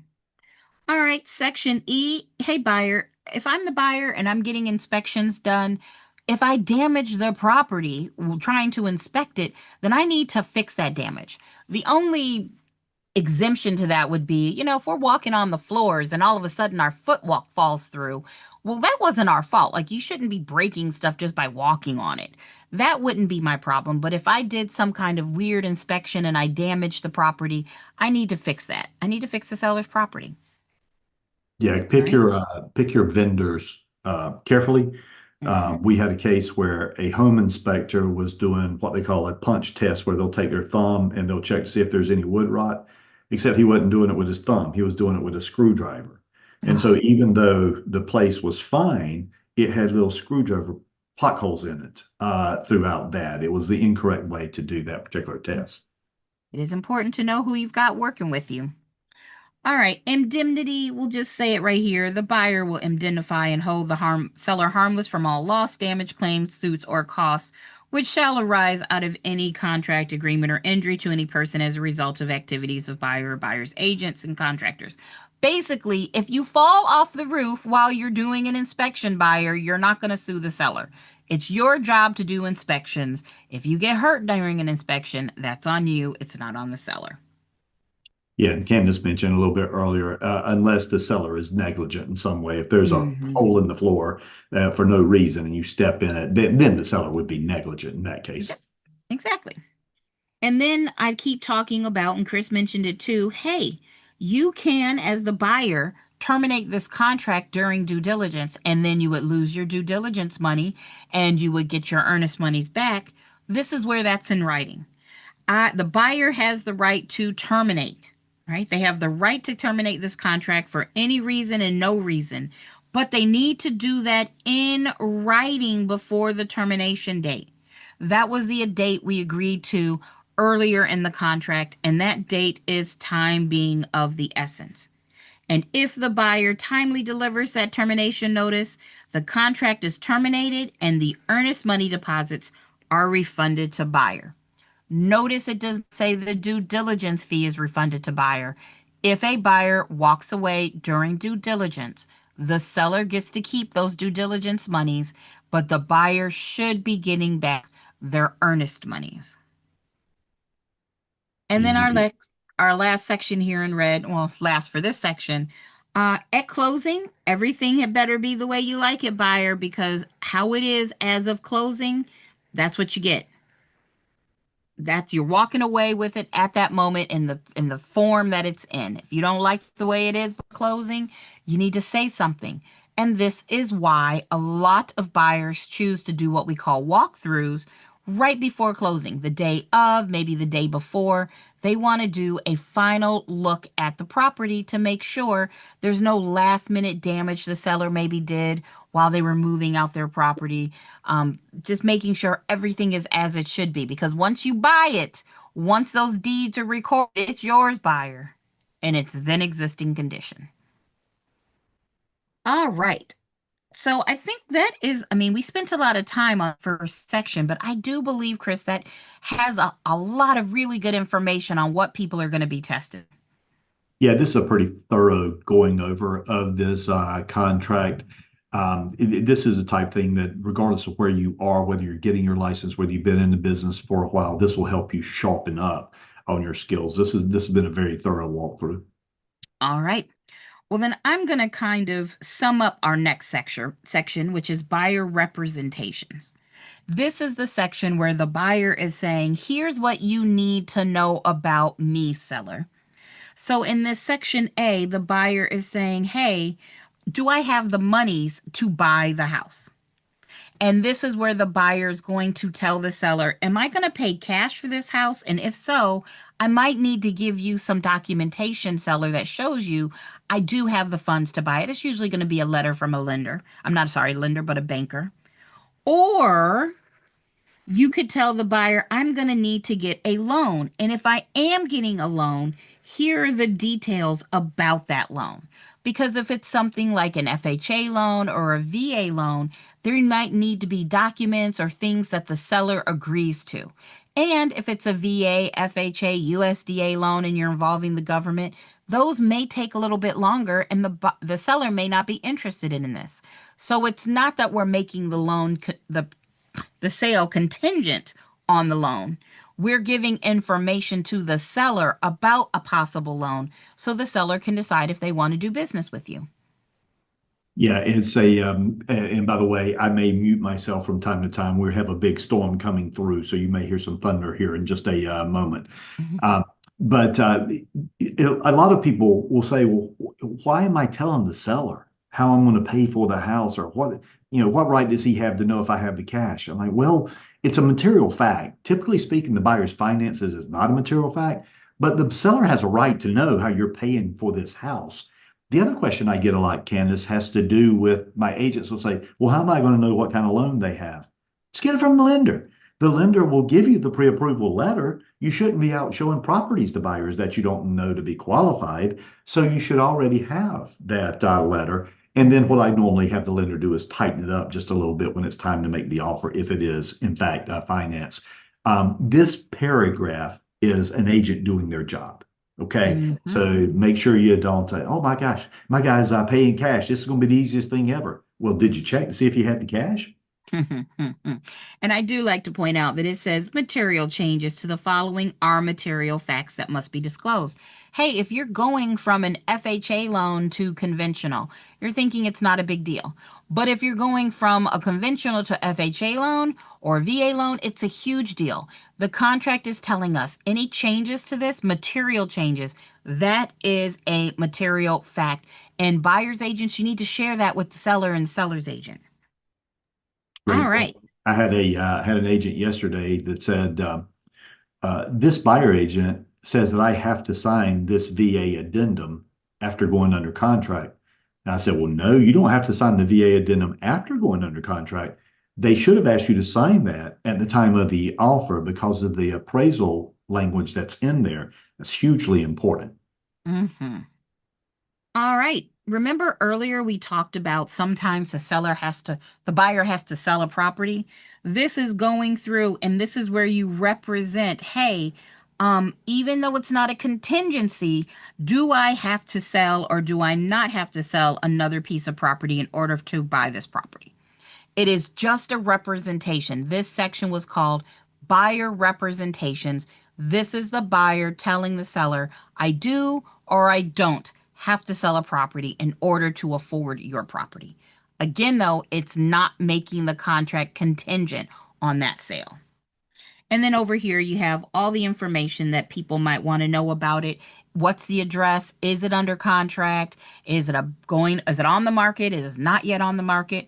Because again, as a seller, you want to have an idea. If buyer, you tell me you have to sell your house in order to buy mine, but you don't even have an agent, it's not on the market yet, I may not want to accept your offer. Yeah, perfectly said. This information is to let the seller know whether they want to do business with you or not. And I got to be honest with you, Candace, you see that line up there at the top that says does not make this contract contingent on the sale of buyer's property? I would Hmm. almost highlight that to people. If my buyer had a house that they were trying to sell to buy this house, I would probably just highlight that and say, you do understand that this doesn't make it contingent. If you can't find a buyer and you walk away, you will lose either your due diligence money or possibly your due diligence and earnest money, depending on when all of this happens. All right, our next section, performance of the buyer's financial obligations, is just saying, hey, as far as I know, as the buyer, there's nothing to stop me from buying this house. Like as far as I know, everything is good. And then we get to one of my favorite sections, the RPODs and the MOG. Now, Chris, I think we're going to do a video talking about the details of this RPODs and MOG, but why don't you sum them up for us? Well, I can make it really easy for you. But on residential properties, except for new homes, you should get the residential property disclosure statement before you make the offer. In other words, there is a box down here that allows you to check it and say, I haven't received it yet. But the problem with that is it throws a wrench into the contract because it gives the buyer a right to rescind if they don't get that within a period of time. Eliminate all of that. Get the RPOD up front. Listing agents, put it in the resources in MLS, and that would be ideal. Same thing for the MOG. The only thing I'll change about the MOG is that it also applies to new homes as well. The RPOD exempts new homes, but the MOG does not exempt new homes. Candace, here's my point. Get it up front, and none of this other stuff matters if you just get it up front. Yeah. I think I'm going to add, remember the RPODs is basically the seller saying, Dear buyer, either yes, I know information about something being wrong with the house, and there's all sorts of questions, major questions about the house. No, I don't know of something being wrong about this house, or no representation. I'm not saying there is a problem. I'm not saying there's not a problem. I'm saying go ahead and check it out. And that's for both the property, the residential property and owners association disclosure statement, and then the mineral oil and gas rights. So, buyers, you should have these forms before you make an offer. And then you can just check this top button, this top box that says, hey, I have it. Or if you get under contract as a buyer and you didn't receive one or the other, you do get this right to terminate, and that gets all complicated. So hopefully you just have it. But we'll go into that on another video, right, Chris? Yeah, I think so. And I'll just tell you one of my pet peeves about this is that the agents in some cases are doing a sloppy job because in some cases these forms have been completed and filled out, and the agents are not even looking over them. As a listing agent, they're not looking to make sure that the seller didn't make any glaring errors. And in the buyer side, they're not looking at it. There was a case that we went over in the update course where if the agent had gone over it, she would have known that it was on a privately maintained road. And she Mhm. could have got that information to the buyer before they made a decision on the property. Right. All right. Well, our next section is buyer obligations. The previous section was buyer representations. Here's what you need to know about me, seller. Chris, what does the buyer's obligation section talk about? As it turns out, a lot of this is just explaining to the buyer that what's going to happen again with the earnest money and the due diligence fee, but it takes a little different route this time because it talks about what's going to happen if you don't pay it in a timely manner. So let me hit on that real quickly, but then let me say that it's important. Okay. Here are the type things I hear, Candace. I will hear agents say, well, we haven't received the due diligence funds yet for my listing. Does that mean we're not under contract? No. that you're under contract. If there's been an offer acceptance and communication back to the offering party, you're under contract. You might not have the due diligence money yet, but the buyer has an obligation to get that to you. Technically, the buyer is in breach right now, but this is a breach that can be fixed. There's a process for fixing this. So what we're telling the buyer here is, look, man, you signed this contract and you have expectations. You said you're going to give that due diligence and earnest money, and we will make you do it. Otherwise, you're going to be liable for that money, even if we have to take you to a court of law. Yeah. It basically says, look, buyer, if for some reason your check bounces or you don't give us the money, you have one banking day after the seller puts to you in writing, I want my money, to give cash or some kind of official monies to that seller or whoever it goes to, maybe the escrow agent. So once the seller says in writing, dear buyer, I want my money, buyer, you got one good banking day to make this right. And if you don't, if that doesn't happen on time, then the seller has the right to terminate, and they can still say, hey, but you still owe me those due diligence monies. So if a buyer doesn't give the monies or the monies bounce, then seller, put it in writing, buyer, I want my money. Buyer, you now have one banking day to make it right.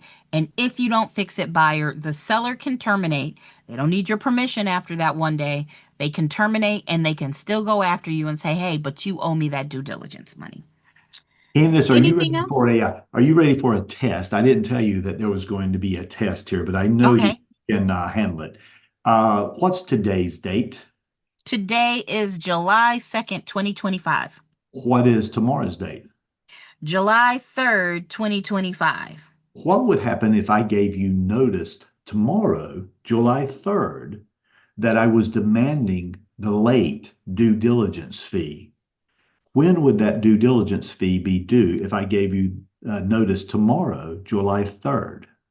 So let's see. If you give me notice tomorrow, July 3rd, I have one banking day, which is July 4th. Oh, July 4th is not a holiday, is not, it's not a banking day because it's a holiday. That's right. So July 4th, it would be due. I would have July 5th to make it right.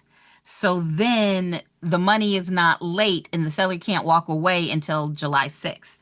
July 7th. See, the 4th is Friday. Saturday is the Oh yeah, I 5th. forgot about. Well, Sunday I is didn't know the what day it is. It's 6th. Wednesday. Okay, Yeah. man. All And right, you're right. it's You're right.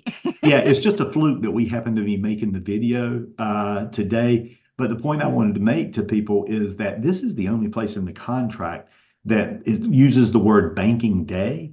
And when you talk about that, think about how mad that the seller is getting this whole time. Now they expected to have their due diligence money on the effective date of the contract. Now all of a sudden they're looking at not getting it until Monday, which is, literally 4 days from Thursday when we write the Yeah. letter. So if he gives me the letter tomorrow, if this is when the letter comes in from the seller, then I would have Monday. Actually, if you give it to me tomorrow, I would have Monday to get it right. And Yep, then on Tuesday is when you could walk away. that's right. Wow, that's a lot. Okay.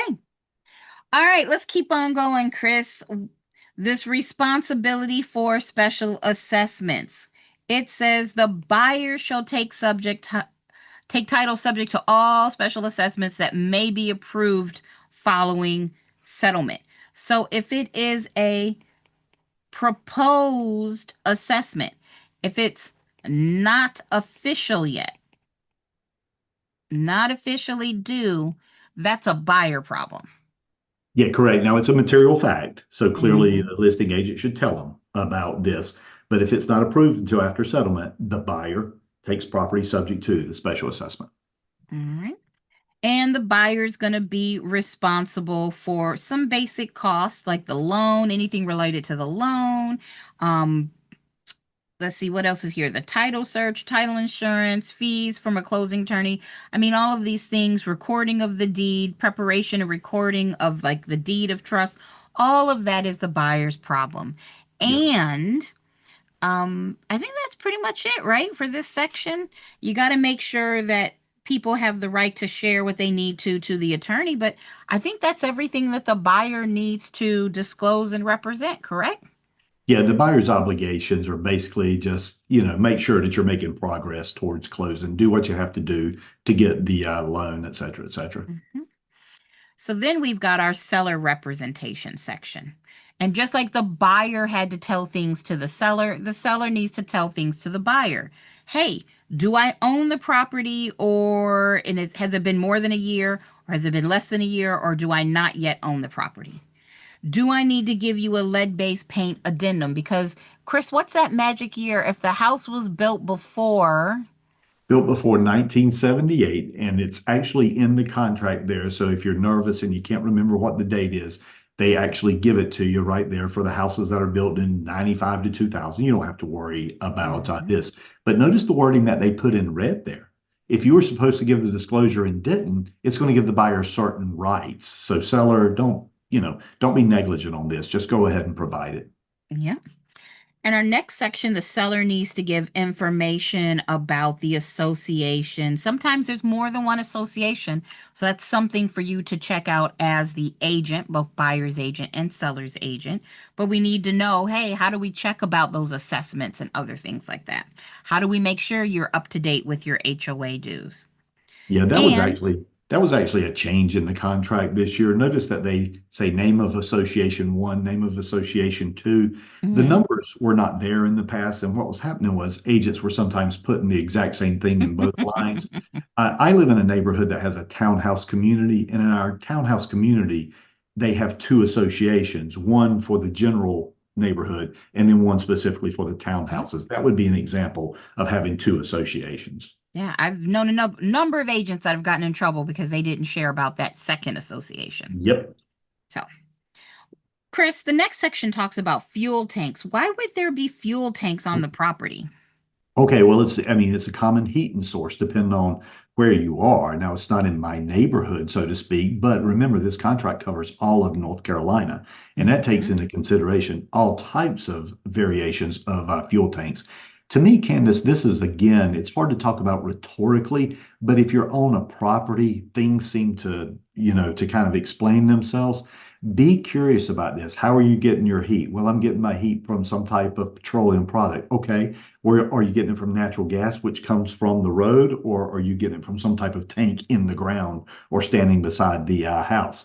Is that tank leased or do you own it? Because remember, if you don't own it, seller, you can't sell it. I will tell you, nothing makes people more ticked off than buying a property in February and realizing they didn't know the repercussions of their fuel source. And then they Mm. don't have heat when they move into the house because they haven't taken the appropriate steps to lease the tank, to buy the gas, to whatever. If this is a red flag to me, Candace, just do the research and then chase it until everybody knows what the issue is. Yeah, you got to know, are the tanks included? Are they owned? Are they leased? What are we going to do with the fuel? Do I need to get it inspected? All of these things. Obviously, it depends on where you are, like you said, but they're questions that need to be answered. All right. If we had seller representations, now we have seller obligations. And I would say to sum it up, basically, the seller, you got to give permission for people to look up the information about the house. You've got to give them the information about your lender so that your current loan can be paid off. You've got to give them permission to find out what type of title insurance you had. I mean, you really do need to make sure you're being helpful in trying to get this property closed. And that's what all of this says. I don't think there's too many details I want to go in there. How about you, Chris? Yeah, I don't want to go into a ton of details on this, but to me, this is actually one of the most important provisions of the contract because when you say a seller obligation, the difference between a representation and an obligation, the representation, seller is just telling you stuff. Now, you should assume that it's correct. You have reason to believe it's correct. But on an obligation, if a seller does not provide these things, the seller is in breach. So, from this standpoint, the seller is obligated to do the following things. And this is the type thing, agents, that you do want to read through and understand. To give you an example here, let me see if I can find a paragraph. Access to property. Seller shall provide reasonable access to the property through the earlier of closing or possession by buyer. So let's say that the buyer passes the due diligence period and the seller says, yeah, I don't have to allow them to do any more inspections. No, that's not true. You have to allow inspections up till the time of closing. The contract requires that of you. It's an obligation. And the seller say, I'm moving out a week ahead of closing. I think I'm going to cut off all my utilities. No, you're not, seller, because the buyer is entitled to those utilities for their final walkthrough. The seller could be in breach. And let me tell you something, breach can cost you money. Lots of money. Lots of money. And the seller needs to make sure they remove their trash and personal property and make sure that the closing attorney has everything they need for the settlement date. All right. The designation of a lien agent, basically you're promising in the satisfaction of liens, you're promising, hey, if any new liens pop up, I'll take care of them. And you're kind of promising that they won't. So, but I wanted to jump over to this section, the good title legal access. Because this sentence, I know when you first started pre-licensing would have made no sense, but at this point it should make sense.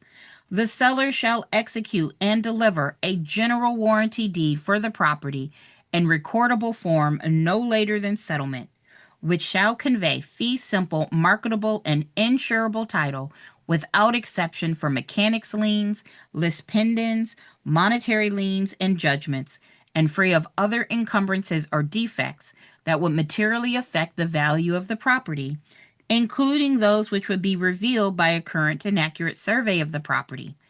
Except, this is where the buyer and the seller agreeing, the buyer is going to take title to this house and they're going to be responsible for the ad valorem taxes for the current year, the utility easements, unviolated covenants, conditions, and restrictions, and other such liens and encumbrances or defects as may be specifically approved by the buyer in writing. Blah, blah, blah. And the property must have legal access to a public right-of-way. So what that means is, seller, you're agreeing to give me good title using a general warranty deed, and there won't be any negative encumbrances like a mechanics lien. But buyer, you're agreeing, hey, if there's utility easements or something of that nature, HOAs, restrictive covenants, you can't back out because of those. Anything else you want to add to that, Chris? You know, a lot of times if there are any problems with this particular section, the attorneys are going to be highly involved. And the reason is when you start talking about marketability or insurability of title, that's a legal opinion. And so it gets kind of out of our hands. It's nice for us to keep an eye on it. And if someone says they're selling a property using a special warranty deed, for example, I would go to my broker in charge and say, under these circumstances, does this sound right? You may see it in properties like REO properties, real estate owned properties, or something like that. And you just reach out to an attorney and ask them that question. So a lot of times, if an issue comes up there, it would be wise to talk to an attorney. All right. I'm going to skip down to section I. The deed, taxes, and fees. Of course, the seller shall pay for preparation of the deed. I think that's important to know for when people are doing their closing math. And what you mentioned earlier, the owners association's fees and charges. Seller shall pay any charges by a owners association or management company vendor as agreement of the association under paragraph 9 of this contract. I think you mentioned this earlier, but maybe I'm wrong. If there's any fees for the buyer to find out what's going on with the HOA fees or assessments, the seller is the one that's going to be paying for this. That makes sense?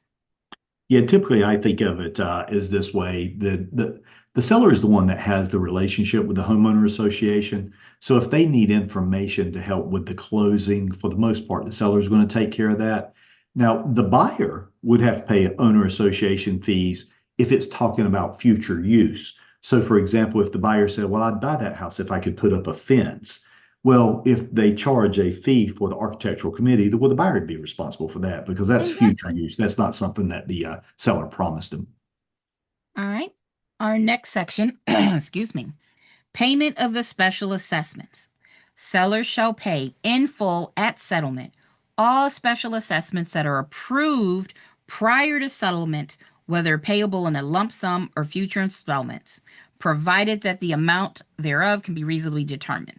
So basically, what we're saying is if you know the special assessment is coming and it's been final approval, it doesn't matter if it's due now or later. If you know that they're coming, they've had the final vote, then seller, you need to pay for those in full.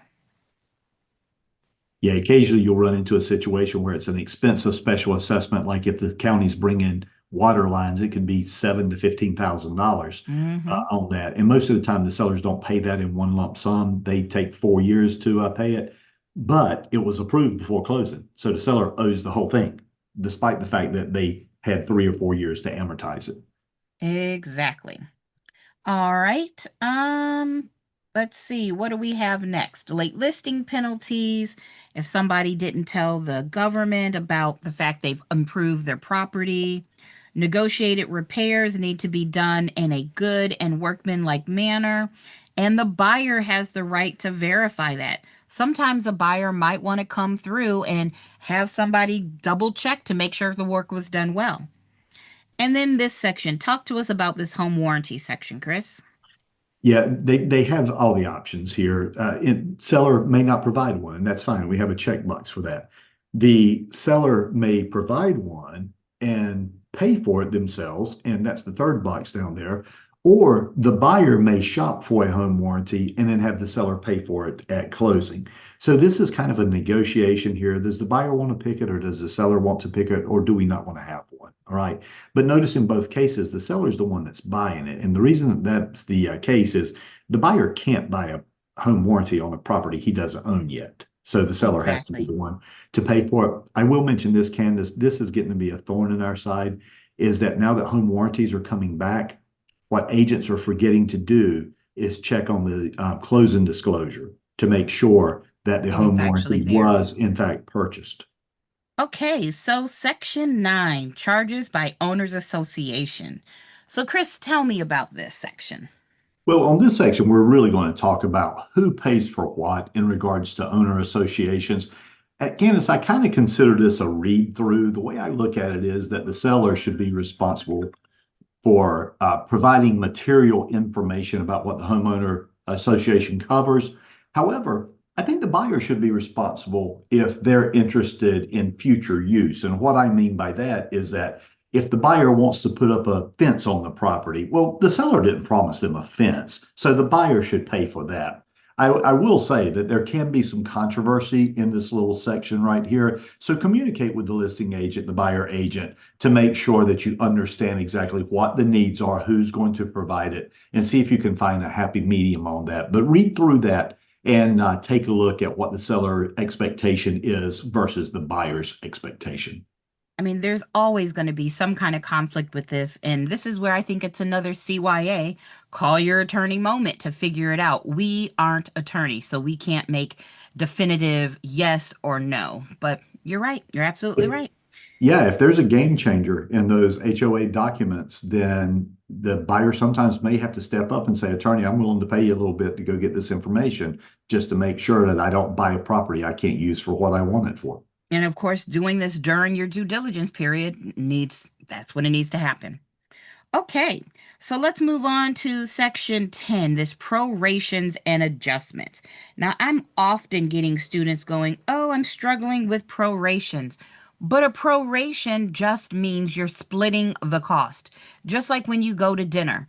If we were to go to dinner, Chris, and I wasn't forcing you to pay, then I could pay for what I had and you could pay for what you had. And it's like we prorated the bill. I mean, it's not exactly right, but that's what we mean. We're splitting up a fee or some kind of bill that's due, like taxes. So it's this proration section. Yes, it's important in our contract, and it's important for the math that we're going to have to do on the test. First of all, when have we ever been to dinner that I didn't pay the tab? Oh, and I'm just joking. I'm just joking. But she's exactly right. For those of you listening to this that are pre-licensed students, obviously we teach this to you and how those prorations work. And if you wonder, why do we prorate it this way? It's because of this paragraph right here. It literally tells us that we prorate per calendar year or exactly how things are going to be handled. hmm This is the section that's telling you this is how we're going to split it. All right. All right. Anything else we want to add for that? Because I think that's more of a math thing. Yeah, it's pretty straightforward. We get into a lot of legalese by the time we get to these pages. So sometimes they are what they are. And if you have questions, talk to the attorney. But the attorney's answer will probably going to be, this is the way we do it. Candace, I have a guy, he hadn't called me yet, so I need to call and check on him. But he calls me every July 1st and complains that this contract says that we prorate taxes on a calendar year basis, even though the tax calendar is a fiscal year running from July 1st to June 30th. And after arguing with him for a little while, and he says, "Why do we do this?" I'm like, "Because the contract says so. The contract says we prorate on a calendar year basis. No discussion." hmm All right. Our next section is condition of property and risk of loss. And like you said, this is a lot of legalese, which basically breaks down to, look, seller, you are responsible for the property until closing. And the property needs to be at least in the same or better condition as when the buyer first saw it. So if something happens to the property between getting under contract and getting to closing, that's a seller problem. The seller needs to fix that. Yeah, now normal wear and tear is accepted in this, but this is actually a pretty big deal, agents. When you're the final walkthrough is a really big deal. Did the seller repair the things that they were supposed to, and did they maintain the house in such a way that the things are working that are supposed to be working? We had a case one time where between contract and closing, a log rolled out of the fireplace, burns a hole in the carpet. Well, you can't tell me that that house is in the same condition as it was at the time you contracted with me. So there can be some controversy arise, but set the expectations with your clients that this house needs to be essentially the same at the time of closing it was at the time of contract. Yeah, that means the seller should not cancel their insurance before closing because that is their responsibility. All right. So let's move on to one of my favorite sections in this whole thing, delay in settlement and closing. So, Chris, what do we think we should know about this? Well, you know what, you said it was your favorite, so you start. It's Okay. actually one of my least favorite. What? Oh, I love this section. So we know earlier in the contract, we set a settlement date. Because remember, the settlement date is when we all kind of get together, we exchange paperwork and all the information, but we know closing isn't until it records. So we've tried to go and meet this date. And if we go back and look at the contract, you will not see time being of the essence on that date. It is a working date. So what this section says is, look, we are all trying to move towards this date where we have the settlement meeting followed quickly by the closing, the recording of the deed. But it does allow for a delay. So if there's a delaying party and they don't close within 7 days, now that delaying party is in breach. So basically, layman's terms are, look, we picked a date. We're all trying to get to that date. You get 7 day grace period. If you don't get to the closing, if it doesn't close by that seventh day, well, then the person who's causing the delay, they are in breach. And then the non-delaying party has the right to terminate this contract if they want to. Now, I very rarely think that termination is the easiest, fastest answer for all of this, but that's what it lays out. If I was a seller and you were the buyer and you needed 9 days, I don't think I would tell you, oh, well, I'm leaving and I'm not selling you this property, because then I'd have to put it back on the market and wait for another due diligence period and all those other things. I think it'd be worth waiting it, just those extra couple of days, but I would have the right to if I was the non-delaying party. Yeah, typically speaking, if there's going to be a delay and you know about the delay, you should inform the other party and let them know. Contracts are built on the idea of good faith. And so, in good faith, we're going to try to make it on the settlement date. If something comes up that we can't, you should notify the other party as soon as possible. And one of the problems I have with this is sometimes people use the 7 days as leverage, or they're trying to get their way on something, or they use it for convenience. Like I'm going to be at Disney that day, I can't close, so I'll do it within the 7 day period. It's not what it's designed for. It's designed for, as Candace said, legitimate delays. The buyer needs another day or two because he's getting an FHA loan, and FHA always needs one more document. The seller is trying to clear a title defect because their fence is 6 inches over the property line. So these are the type things that can happen where there would be legitimate delays. But 7 days is now the current standard. Yep, it is. All right, our next section is possession. And we know possession, just like when we talked about estates, by possession, we mean the right to live there, right? The right to have access to that property. So it doesn't happen until closing. And I know we've said it 17 gazillion times, but closing is not settlement. Closing is not until after that final title update and recordation of the deed. Now we do have these boxes here, Chris. What are these boxes for? Well, there can be possessions other than closing. And if I'm speaking to brokers in charge right now, I highly discourage possessions other than at closing because things can go wrong. You basically have a tenant in your house. But what Candace was pointing out to is we have documentation for this. If the buyer needs to be in before closing, we have a form for that. If the seller needs to stay beyond closing because they're waiting for their new home to be built, we have a form for that. But the reason I say that I do not like possessions other than closing is if something goes wrong, you have a tenant in your property. Now you have to worry about that tenant. If the buyer moves in early and then can't get their loan, you have a tenant. And the only way to get rid of them is an eviction.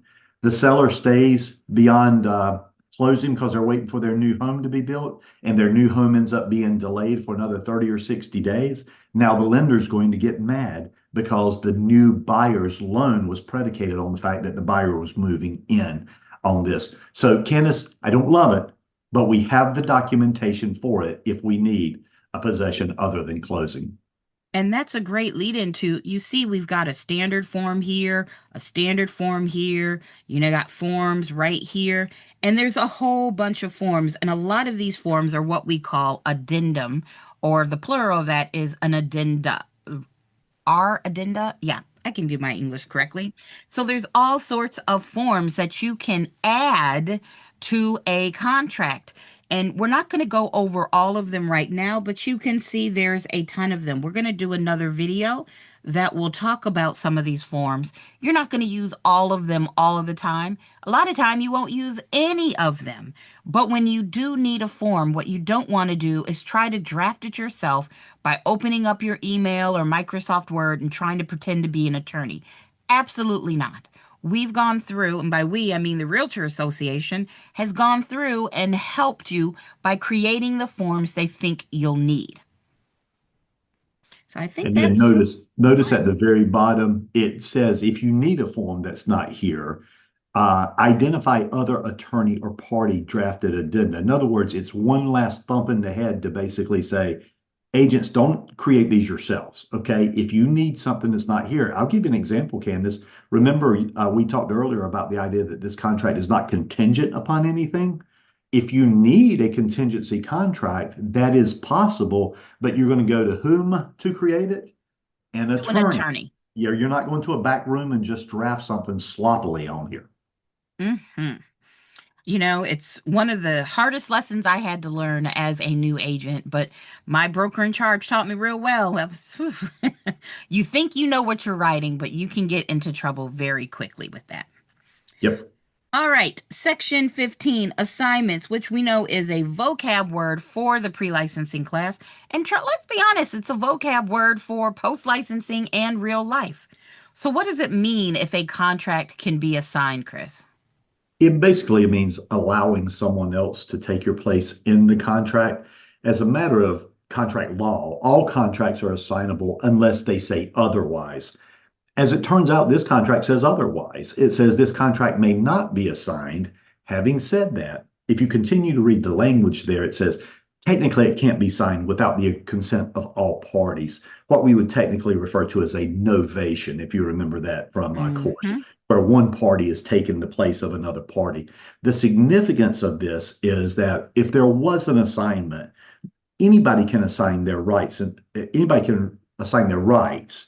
When it's a novation, you're also assigning your responsibilities as well. And that takes all parties to sign. Yep. So I wouldn't encourage you to use this without an attorney being involved to make sure that it was done correctly. However, some buyers will buy with the intent of assigning to another party.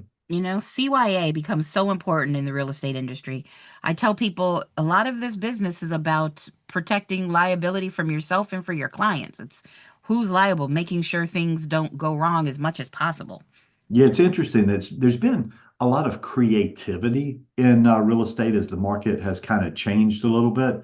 And so when these people are coming to you with these creative ideas, it's almost always a red flag to get your attorney involved and say, does this sound right to you? And I hate to say it, but 9 out of 10 times it's not. They're asking you to do something that's borderline illegal. I'm not saying they're criminals. I'm saying that they don't understand. And that's why we have to get in with the attorneys.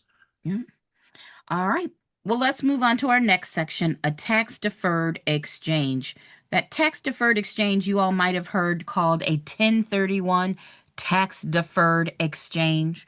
And just as a quick review, this is where if somebody has an investment property and they want to sell that property and use the proceeds to buy another investment property, then they can defer paying the taxes. But if there was ever a CYA moment in this contract, CYA, all over this contract, it would be right here. You need to have an attorney involved in this. Otherwise, sometimes they can be called a qualified intermediary. But this whole section, if somebody says the words tax deferred exchange 1031, you should have called your attorney yesterday. Yeah, it's kind of like the attorney, the QI, and the accountant. Someone who knows what they're doing in regards to 1031 exchanges probably already has this line up. So you just need to know to ask them appropriate questions to make sure they're doing things in the order they need to be done.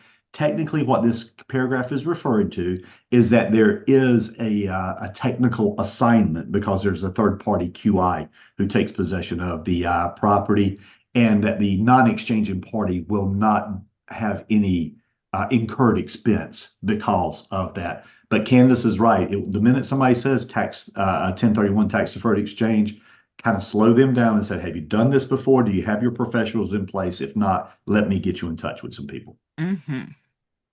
All right, section 17 and section 18. I think people see the words and they assume the wrong thing, but I actually love both of these sections. Section 17 talks about the parties, and the parties are the buyer and the seller and their respective heirs, successors, and assigns.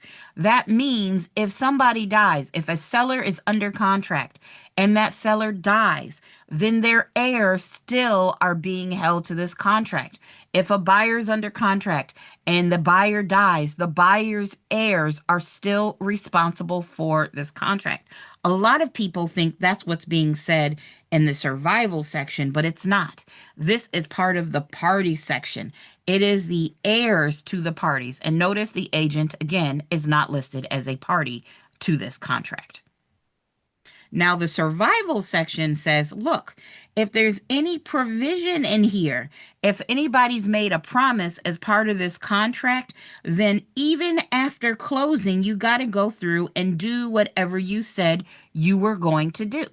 So let's say again, I'm the buyer, Chris is the seller, and Chris promised in this contract to replace the carpet in the house after closing.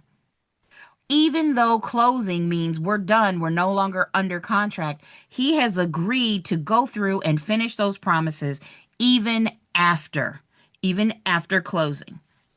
So anything you want to add to that, Chris?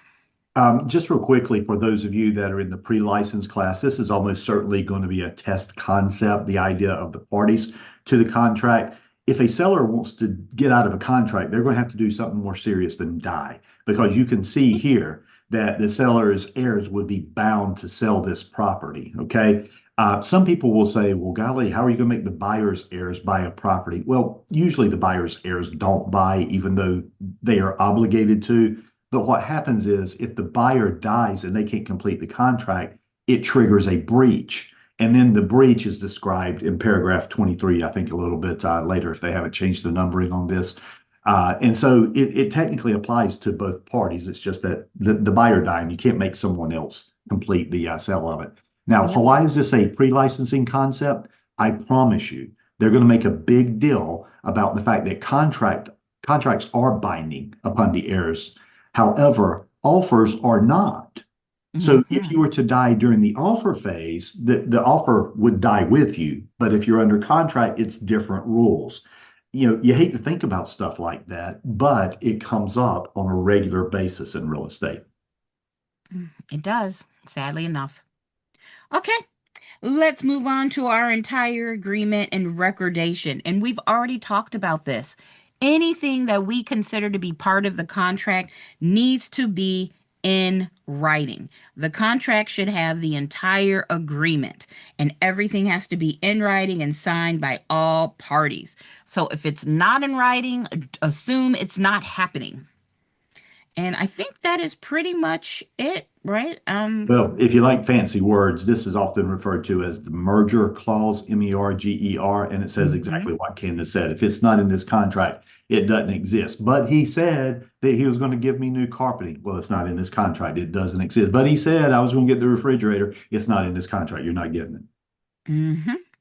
All right. Our next section talks about conduct of transaction. And do you remember, we teach about UTA, the Uniform Electronic Transactions Act? That means this is kind of what we're talking about. We're talking about if something is being signed electronically. I know, Chris, both of us were started in this business before people were signing contracts on their phones and things like this. This section is saying that the electronic signatures work, and that we should give notice of any kind of information or any changes to the people that we list below, which kind of sounds weird when I say it now, but we'll see coming up. There's a section where you can put in the buyer's name, the seller's name, the agent's names. You're basically saying, if you want to communicate with me, communicate through these means. So it's okay for the communication to be electronic, the signatures can be electronic, but you should communicate via the people that we say are okay below. I think it's kind And of weird, but does that make sense, Chris? yeah, but also importantly, go ahead and read the next sentence that starts with the word any.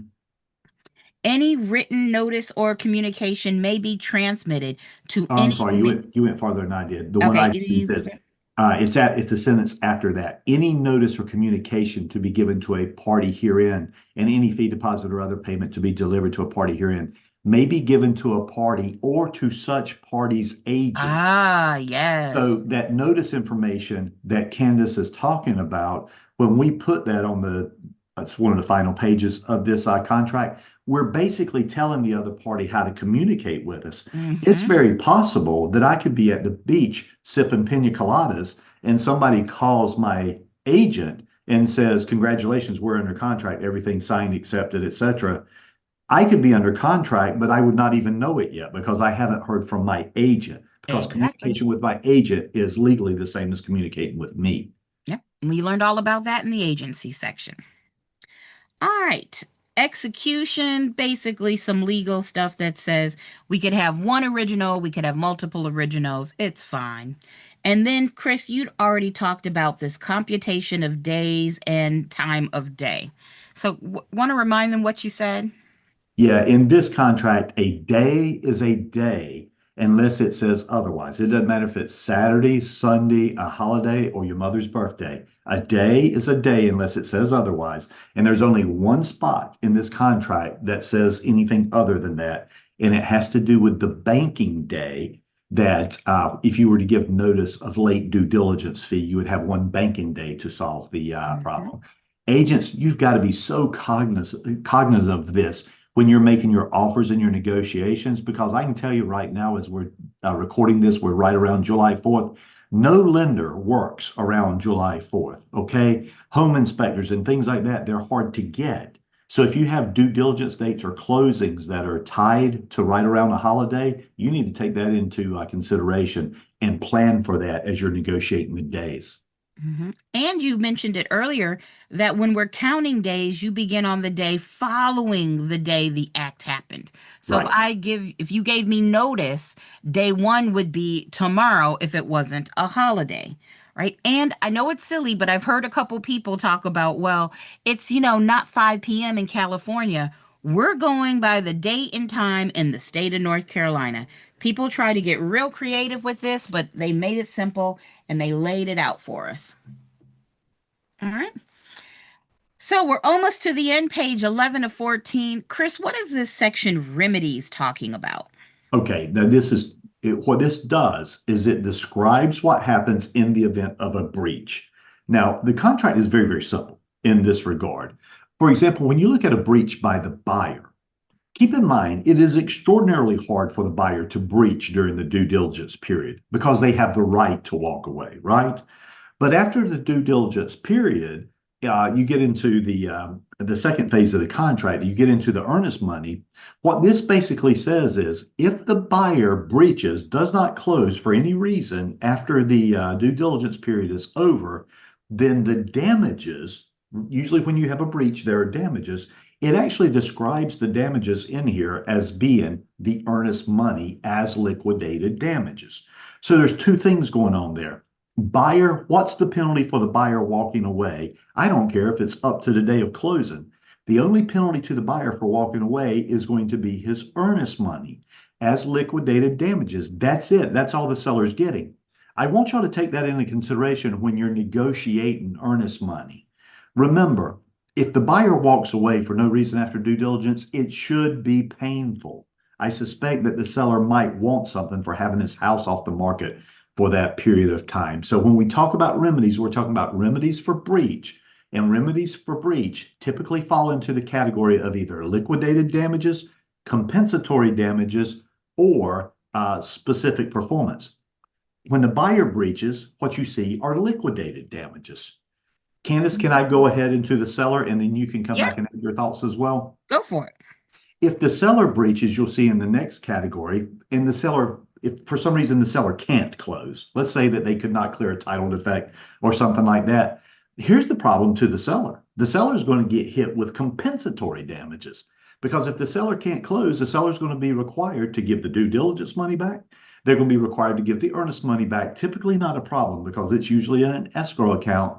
But if you read closely, you'll also see that the seller is going to be responsible for reimbursing the buyer for investigations they've done, like home inspections, appraisals, and things like that, to compensate the buyer for his loss. Okay, so what this paragraph does very succinctly actually is talk about if you breach this contract, what can you expect to happen to you? hmm I think if I were to sum it all up, I would say, look, buyer, if you breach, the worst thing that would happen is you lose your due diligence and your earnest monies, and the seller is giving up any right to sue you for anything other than that. You're using those earnest monies as liquidated damages. Now, seller, if you breach, it could be a little bit more serious because the buyer can either terminate this contract, get their earnest money, their due diligence monies, and some of those fees that they use to be under contract and get inspections, get those back, or they can sue you for specific performance. That buyer could force you to go to the courts and have the judge make you have that sale happen. So it's a lot more serious in some ways if the seller breaches because buyer, there's a limit to how much you can lose. Seller, it's a little bit up in the air. All right. But hopefully we don't have anybody not close or in breach and we can get to closing. That's the goal here. So, attorney's fees. We're not talking about the attorney's fees for closings. We're talking about, look, if somebody's got to take somebody else to court, then who's going to pay for those attorneys and court fees? And it's the person that loses. I mean, if you lose, you got to pay. Yeah, and basically what we're trying to do is set people up here to have an understanding about what's going on. I know what the contract says and I know what the remedies are, But the question is, if the other party doesn't agree with you, there's only one way to get money out of somebody else's pocket if they don't want to pay you, and that's to take them to court. Mm-hmm. And once you get the attorneys involved, Candace, we were talking to a litigation attorney the other day, and he said, my associates, we charge $500 to $800 per hour Whew. if you would like to litigate this case. Well, it's a $23,000 case. So how many hours can you justify paying $500 an hour for research to get $23,000? Now, listen, if my side wins, they could, in fact, go to the other party for their attorney's fees as well. But having said that, first of all, you got to win. So Hmm. there is a risk on this. I try to avoid this as much as possible, and we try to find negotiations outside of going to an attorney. And even if you do win and the court says you need to pay money, what if the person doesn't have money? Then you're going to have a Exactly. lien. And we talked about liens earlier in the class and all of those things. So it can get very ugly. That's why CYA, call your attorney, is so important. So I would hopefully you don't get to this point. Yeah, I would say if there is a serious breach and you can't almost immediately come to an agreement between the parties, I would almost always have the attorney involved right away. Mhm. And I wouldn't even say almost. I would say always. Just Yeah, go I ahead. think that's safe. Just Yeah. go ahead and do it.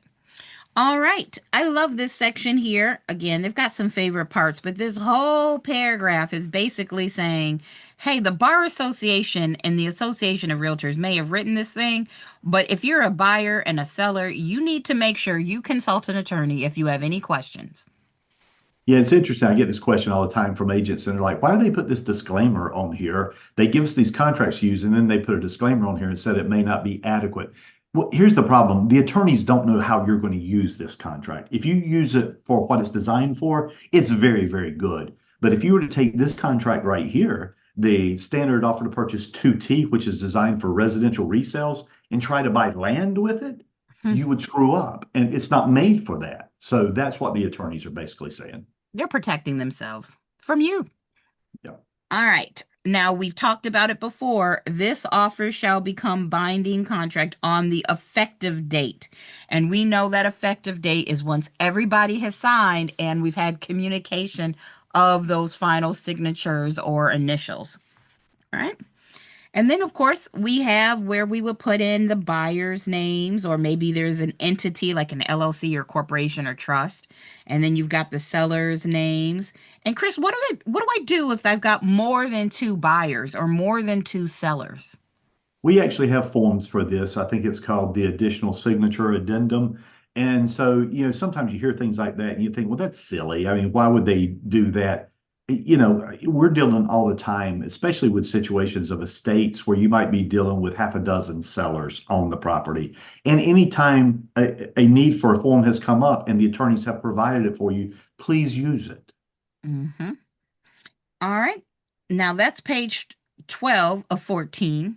Our page 13 talks about wire fraud warning because we know it's amazing how creative criminals can be, but they come after us in the real estate industry trying to get clients to wire funds to the wrong person.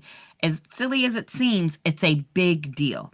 That's why this still has a big red box around it. We as agents need to make sure we're telling our clients, do not listen to an email or phone call that says, hey, wire these monies to someplace else. They need to communicate with an attorney directly. Yeah, Candace, I was teaching a class one day and this came up about the wire fraud warning, and these words came from my mouth. Agents do not get in the middle of a wire between your client and the bank or the attorney. Have your client contact the attorney on a well-known number, in other words, the one on their business card or something like that, to make sure that they can confirm the wiring instructions. No sooner had the class ended, someone walked up to me and said, yeah, we're getting ready to close on a house. So I forwarded the wired instructions to my client. And I'm like, you just completely didn't listen to me at all, because I don't want you forwarding those instructions. I want you to put the two parties in touch with each other and let them work out the wiring instructions. There is a way that this can be avoided, and it's actually very simple, but Mhm. agents will not do the right thing sometimes, and it costs a ton of money when you mess up. Yeah. I mean, it even says it. Both buyer and seller should independently obtain the closing attorney's phone number to ensure it is legitimate. Do not rely on a phone number from an email, even from the closing attorney's office, your real estate agent, or anyone else. They're telling you to go straight to the horse's mouth. Yep. Go to the horse itself.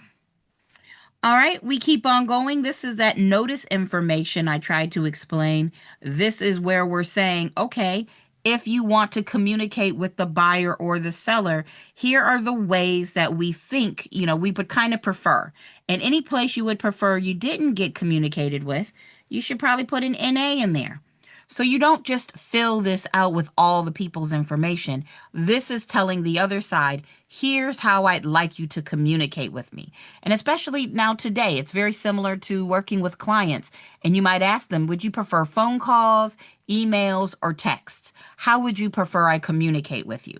This is similar. Hey, if we're going to try to get information to the buyer or the seller, who should we communicate? How should we communicate? That's what this is basically saying. And luckily, it confirms who the agents are because we know that has to be done in a contract.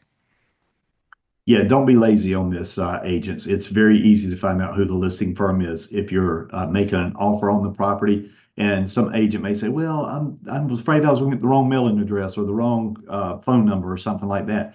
Don't worry about it. This is not a part of the contract. Once you get to this part right here, the notice information, you could change these. If you have the wrong phone number, you could just exit out and put another number in there.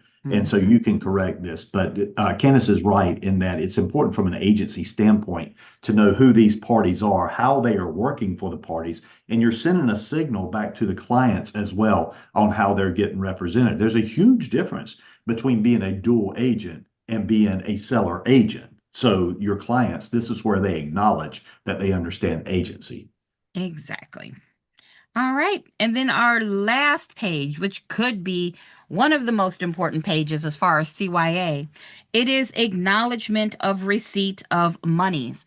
Guys, we know that you owe accounting to our clients. And even if a customer gives you monies, you still need to be responsible for them. So, this is how we track how the monies went through the transaction. So if you're the listing agent, you would acknowledge that you got the due diligence. And then once that listing agent gives those monies to the seller needs to acknowledge they got them, right? And then the escrow agent needs to make sure they acknowledge they got any initial earnest monies or additional earnest monies if it needs to be there. The bank, the lender is going to want to see that the monies that said were exchanged actually were exchanged. Anything else you want to add to that? No, use some common sense on this. If you hand somebody money, and by the way, our firm policy is we don't handle cash. Okay. So we're talking about checks or certified funds or whatever, but use some common sense. And when you hand off that money to somebody else, I mean, this is real estate. We're sometimes handling checks of 20, 60, $100,000. If $100,000 goes missing, you don't want to be the last one in the chain that is Mhm. responsible for where that $100,000 is. And even if it's just a lost check, the fact is you showed that you were less than diligent in getting it to the right spot. Exactly. And can you believe we got through all 14 pages? I know that, as we mentioned earlier, we went from 17 pages to 14 pages, but guys, we went over basically the same information. In fact, this might have taken even longer than the last time. It is still really full of information that both parties need to understand. Yeah, I could literally, from the pre-licensed folks, you could literally write 20 questions out of what we just went over. Easily. Easily. And those 20 questions could be on the exam. Post licensing, you'd better know all of it. You've got to know all of it. And of course, in real life, your clients and customers are expecting you understand what's in this contract. So, Chris, that was good. It's always a good thing for us to go over it and to share this with our clients, with our students, and of course, with each other, because this is the heart of what we use in residential real estate. Yeah, give the attorneys who write this stuff a little bit of grace. I know it seems like it's long. They are trying to shorten it, but everything that we went over in here has come up in the past, and that's why the attorneys are trying to cover it. Yeah, exactly. All right. Well, thanks, Chris, and I'll see you for the next contract. All right.